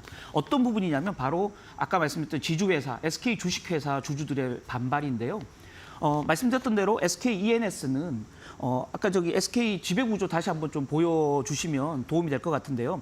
SK 주식회사는 SK E&S 지분을 무려 90%나 가지고 있습니다. 그러다 보니까 SK 주식회사의 실적, SK 주식회사 실적의 상당 부분, 이익의 상당 부분을 SK E&S가 배당을 해주는 걸로 충당했었거든요. 근데 SK E&S가 이노베이션과 합병을 하는 과정에서 수익성이 떨어지고 배당 지급액이 줄어들면 SK의 수익성이 떨어지겠죠. 그래서 두 개를 합치는 과정, 합병 과정에 SK 주주들이 반발할 가능성이 굉장히 크다라는 겁니다. 그런 면에서 보면 어제 SK 주가의 하락이 좀 이해되는 측면이 있죠. SK 주가 한번 보시죠. 오늘도 하락하고 있는 걸로 알고 있는데요. 어제만 해도 하루에 주가가 4% 가까이 크게 빠졌습니다. SK 주식회사 주가가 왜 빠졌냐? 방금 제가 말씀드렸던 대로 SK E&S와 이노베이션이 합병하는 과정에서 E&S의 수익성이 떨어져서 SK 주식회사에 주는 배당액이 줄어들까 봐 그러면 SK의 전체 수익성이 낮아지겠죠. 그 우려감이 벌써 지금 주가에 반영되고 있다. 이렇게 설명드려도 될 것 같습니다. 그래서 이 SK 주식회사 주주들의 반발을 어떻게 잠재우느냐가 향후에 굉장한 좀 이 사업 구조 개편의 어떤 핵심 변수로 작용할 가능성도 있다. 이렇게 좀 이해하면 될 것 같습니다. 자, 그리고 또 하나 말씀드릴 부분도 뭐냐면 이렇다면 이런 과정에 SK그룹이 E&S와 이노베이션을 합병하는 것 외에 또 어떤 그 사업 그 재편을 준비하고 있는지도 굉장히 궁금한 요인일 텐데요. 첫 번째로는 일단 사업 재편에 필요한 자금을 확보하기 위해서 아까 말씀드렸던 산업은행의 그 자금을 융통하는 부분 외에 지금 어제 발표된 내용을 보면 SK 네트워크스가 가지고 있는 SK 렌터카 지분을 사모펀드에 다 전량 매각했습니다. 그래서 8,200억 정도 현금을 확보한 상황이고요. 지금 오늘 나온 뉴스를 보면 베트남에 투자하고 있는 마산그룹 또 빈그룹 지분을 동시에 매각해서 한 1조 원이 넘는 자금을 추가로 확보하겠다라고 지금 알려져 있는 상황입니다. 그래서 SK 렌터카 또 베트남 투자분 다 합치면 한 2조 원 가까운 자금을 현금으로 확보할 수 있다라는 거고요. 그 자금을 활용해서 아까 말씀드렸던 사업 재편에 박차를 가할 것이다. 이렇게 좀 설명드릴 수 있을 것 같고요. 또 하나 핵심적인 부분은 SK온 말씀드렸듯이 SK이노베이션의 지속적인 형님의 도움을 지속적으로 받아왔는데 SK온도 언제까지 이렇게 도움을 받을 것인가? SK온도 자체적으로 좀 실적이 나아지고 수익성을 높일 수 있는 방안을 찾아야 되겠다라는 어떤 그 문제의식을 가지고 윤활유 사업 부분인 SK온무브라는 회사가 있습니다. SK온무브와 SK온 두 회사를 합병시키는 방안도 지금 내부적으로 검토되고 있다라는 소식이 전해지고 있는 상황이고요. 또 SK SK온의 배터리 부품을 공급하는 분리막 업체인 SKIT라는 자회사가 또 있는데요. SKIT는 아예 시장에서 지분 전량을 매각하는 방안을 동시에 검토하고 있다. 뭐 이렇게 알려져 있는 상황입니다. 그래서 28일, 29일 경영전략회의 이후에 구체적인 안들이 시장에 나올 테니까요. 그 안이 나오면 제가 다시 한번 설명드리겠고 그게 해당 기업들의 주가에 어떤 영향을 미칠지도 동시에 좀 설명드리도록 하겠습니다.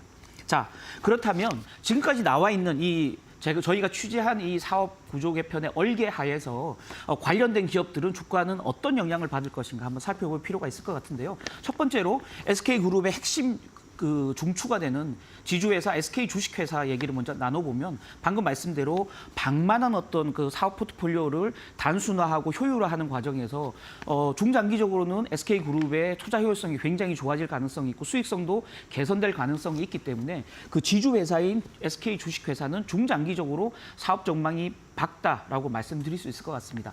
다만 단기적으로 아까 말씀드렸듯이 이노베이션과 ENS가 합병하는 과정에서 ENS의 수익성이 좀 떨어지면서 SK 주식회사에 지급하는 배당 지급액이 좀 낮아질 수 있다는 점에서 단기적인 어떤 주가 충격은 SK 주식회사에는 계속 나타날 수도 있겠다. 말씀드리지만 좀 더 긴 안목에서 보면 SK 주식회사 주가에는 분명히 플러스 효과가 있을 것이다. 이렇게 설명드릴 수 있을 것 같습니다. 자, 그렇다면 SK이노베이션은 어떤 영향이 있을까? 오늘은 주가가 좀 빠지고 있지만 SK이노베이션은 사실은 손해보는 장사가 아닙니다. 알짜배기 회사 SKENS와 합병하면서 부채 비율이라든지 보유하고 있는 현금이라든지 수익성이 전체적으로 좋아질 수 있는 가능성이 있기 때문입니다. SK이노베이션 말씀드렸듯이 핵심 사업은 정유, 석유화학이거든요. 정유, 석유화학은 어떤 사업 특성이 있느냐. 국제유가 영향의 변동에 따라서 사업의 어떤 변동성, 수익의 변동성, 플럭슈에이션이 굉장히 심하거든요. 그런 계절성을 가지는데 SKENS라는 탄탄한 회사를 합병하는 과정에서 수익이 굉장히 안정적으로 자리매김할 수 있다는 측면에서 보면 SK이노베이션은 분명히 이번 합병 소식이 호재로 작용할 것이다. 이렇게 설명드릴 수 있을 것 같습니다.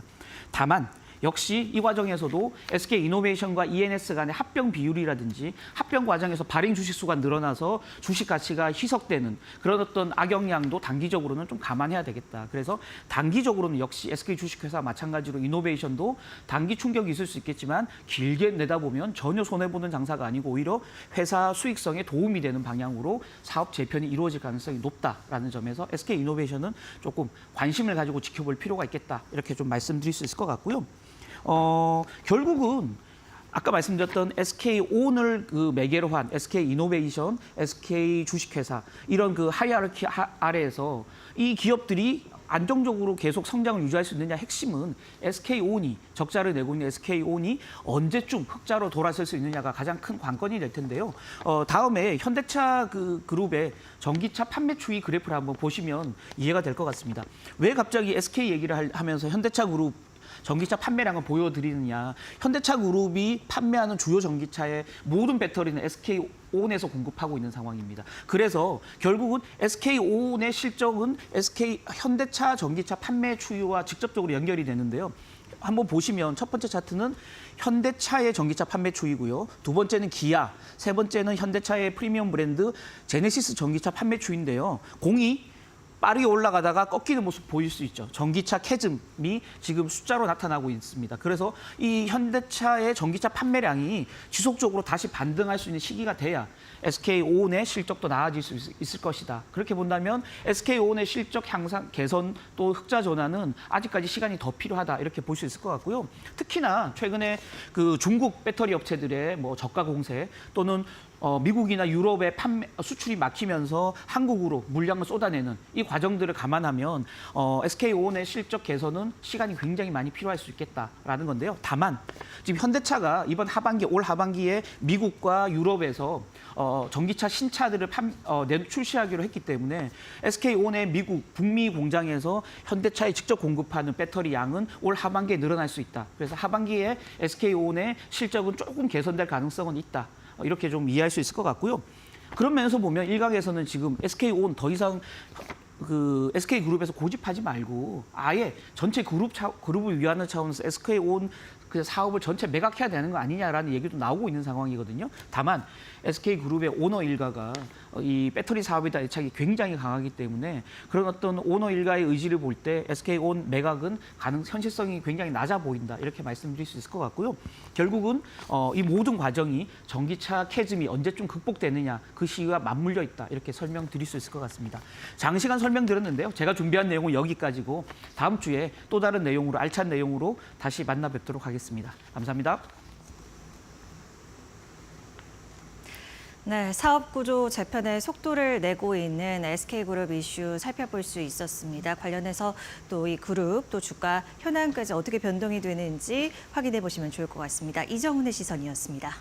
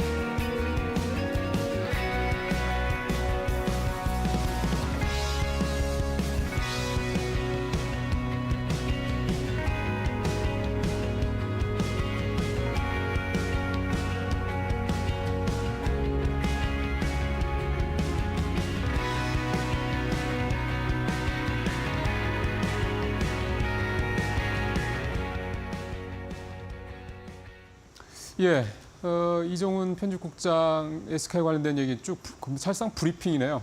잘 들으셨을 거라 생각이 듭니다.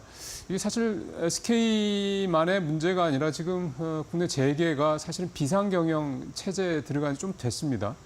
겉으로 봤을 때는 뭐 장도 좋고 뭐 반도체나 뭐 이런 쪽으로 해서 굉장히 분위기가 좀 좋긴 한데 이 사실 주도권을 우리가 쥐고 있는 게 아닌 거죠. 사실 SK 하이닉스만 해도 HBM은 물론 엔비디아 거의 뭐 좀 대부분 독점하다시피 공급을 하고 있긴 하지만 마이크론 테크놀로지라는 강력한 경쟁자가 이미 납품을 시작을 하고 있고 또 삼성전자도 또 납품을 하게 되면 지금 SK 하이닉스의 위상이 또 아무래도 좀 내려갈 가능성이 있다라는 또 이런 또 변수도 있긴 합니다. 하이닉스 외에 이제 나머지 어떤 SK 그룹 내 여러 회사들의 상황도 녹록한 데가 별로 없는 거죠.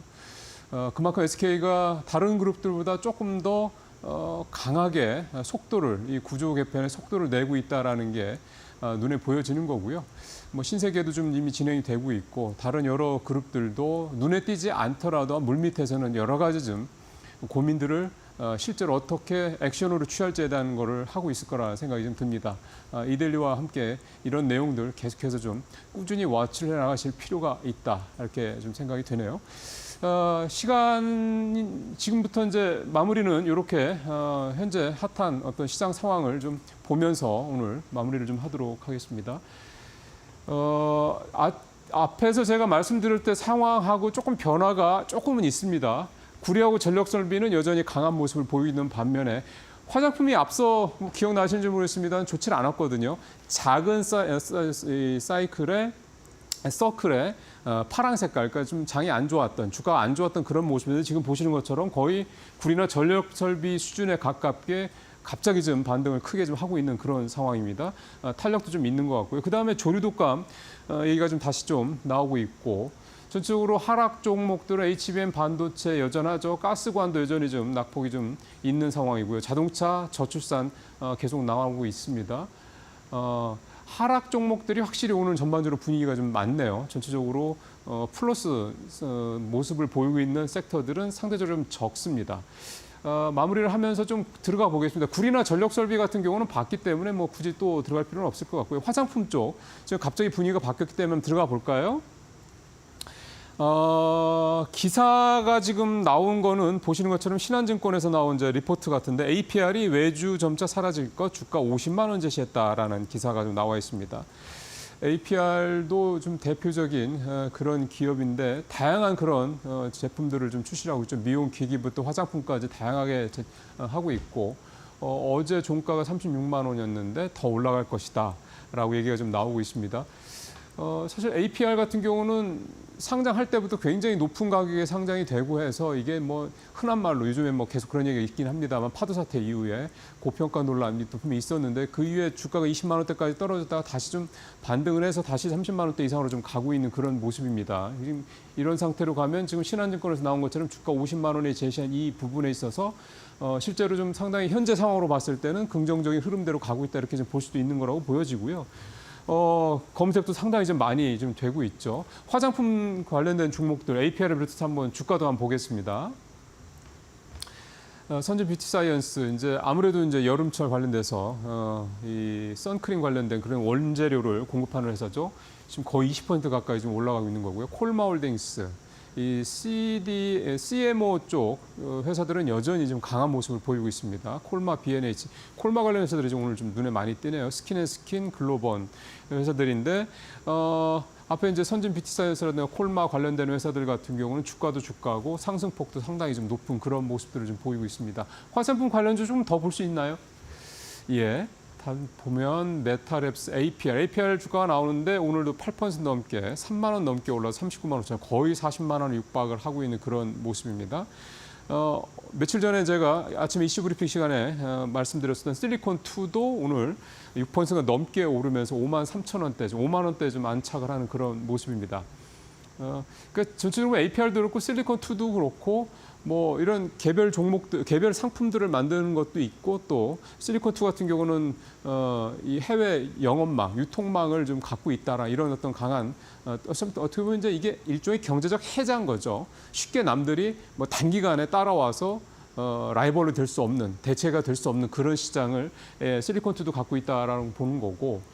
전체적으로 화장품주들 같은 경우는 이제 2분기 실적 때 실제 실적이 1분기 때만큼 또 1분기에서 실적 발표할 때 2분기에 이렇게 될 거다라고 실적 가이던스를 내놨던 거에 얼마나 충족을 하느냐 또는 그 이상 나오느냐에 따라서 주가의 탄력이 더 갈 수도 있고 또는 주춤할 수 있다 이렇게 볼 수가 있겠는데 특히 화장품주 같은 경우는 그동안에 조금 이제 많이 오른 데 따른 부담을 느껴서인지 최근 며칠 사이에 보면 조금 이제 하락이 좀 되는, 그러니까 탄력이 좀 줄어드는 또 낙폭이 좀 있는 그런 부분들이 있었습니다. 그렇다면은 만약 다시 화장품주들이 또 강한 상승 흐름으로 간다.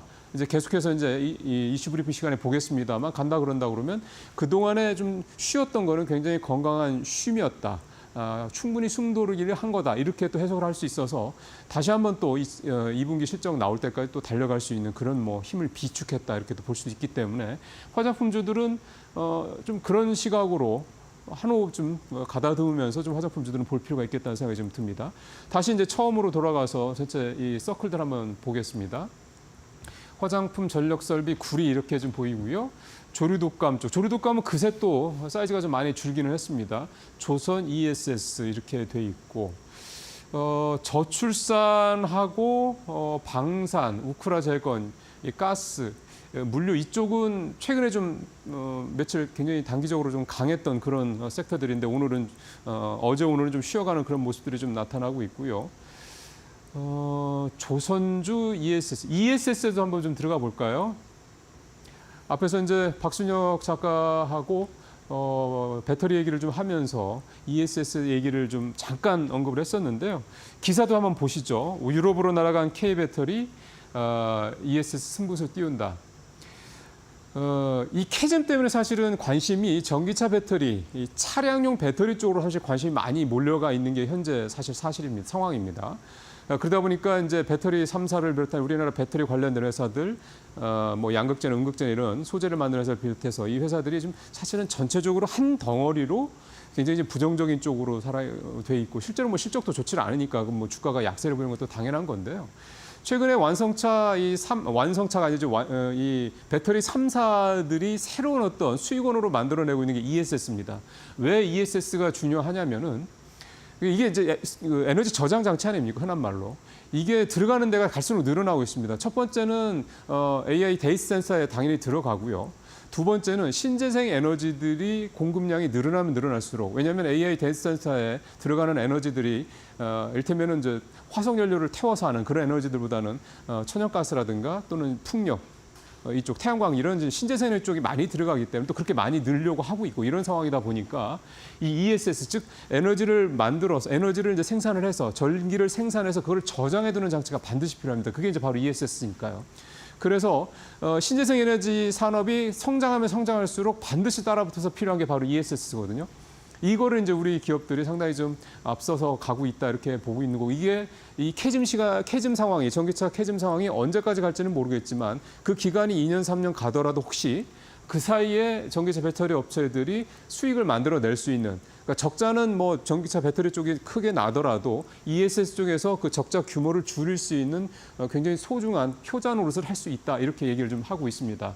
또 하나 ESS를 좋게 보는 이유 중에 하나는 앞으로 이제 이 뭐 젠순왕도 그런 얘기를 했습니다만 앞으로 이제 집 개별적으로 자신의 집에 이제 전기차 같은 것들이 보편화되고 하면 에너지 저장 장치를 둘 상황들이 굉장히 확대가 될 거다라는 얘기입니다. 예를 들어서 당장 전기차만 해도 밖에 이제 공용으로 주유소처럼 쓸 수 있는 그런 충전기를 설치하는 곳들이 물론 많이 늘어난다 하더라도 결국은 자기네 집에서 완속 충전기를 쓰더라도 좀 안정적으로 미리 충분히 좀 시간을 갖고 충전하는 것들이 보편화될 거란 말이에요.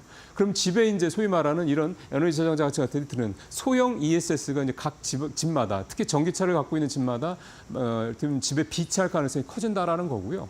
그다음에 전기차 이 전력 공급 문제만 해서 가장 큰 문제가 생산하는 것도 문제지만 이걸 송배전하는 게 상당히 좀 심각한 문제입니다. 이 송배전망은 환경 문제도 걸리고 있기 때문에 이게 한 번에 이렇게 쉽게 이렇게 구축을 하는 게 쉽지 않거든요. 시간도 많이 걸리고 돈도 많이 듭니다.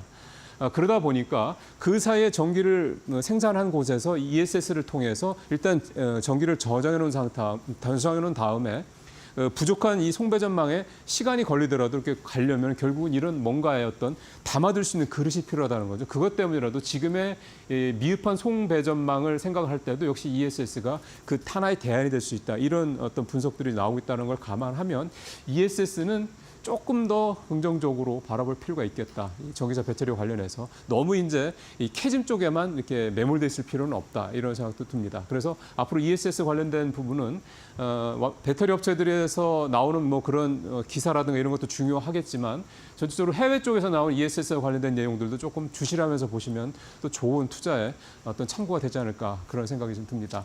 이슈 브리핑 오늘은 시작할 때 한번 하고 오늘 마무리할 때도 한번 했는데요. 전체적으로 큰 변화는 없습니다. 올라가는 거는 구리라든가 전력 설비 쪽이 올라가고 HBM 반도체 쪽은 여전히 좀 어렵고 오늘 전체적으로 시장 상황이 이렇다라는 거 오전 상황에서는요. 다시 한번 참고하시면서 오후장 대응하실 때 도움이 되기를 바라겠습니다.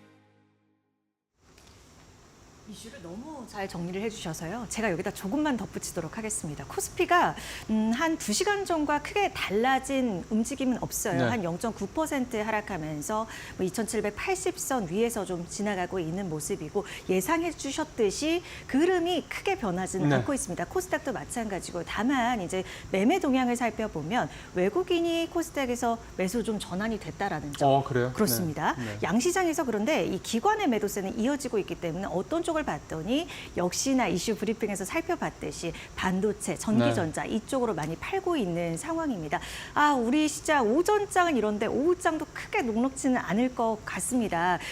오늘 1년 중에 가장 낮이 길다는 그런 하지죠. 절기라고 해요. 하지죠. 시장도 이렇게 참 뜨거우면 좋을 것 같은데요. 저희가 이런 바람을 잘 갔고요. 네. 주말 잘 보내시고 다음 주 월요일 이 시간에 인사를 드리도록 하겠습니다. 예, 좀 첨언을 하자면 월가에서부터 이제 네. 조정에 대한 그런 어떤 목소리 좀씩 나오고 있습니다. 지표들 좀씩 둔화되고 있다는 건 이미 잘 알고 계실 거고요. 오늘 엔비디아의 3.5% 하락만 가지고 이렇게 섣불리 이렇게 얘기하기는 분명히 이릅니다. 근데 내일 일단 상황을 또 봐야 된다고 말씀드렸던 것처럼 일단 월가에서도 상당히 좀 많이 갔다라는 거, 조금 쉬어갈 때 됐다라는 목소리가 나오고 있다라는 거 감안을 하시는데 그렇다고 해서 이미 사신 분들 같은 경우도 그거에 너무 또 휘둘리시거나 불안해하실 필요는 없다라는 것도 일단 기본적으로 실적이 탄탄하게 받침되는 회사들이니까요. 그런 걸 생각하시면서 좀 편안하게 주말 마치길 바라겠습니다. 네, 오후장도 잘 보내시길 바랍니다. 네. 저희는 다음 주 월요일 이 시간에 인사드릴게요. 함께해 주신 여러분 고맙습니다. 고맙습니다.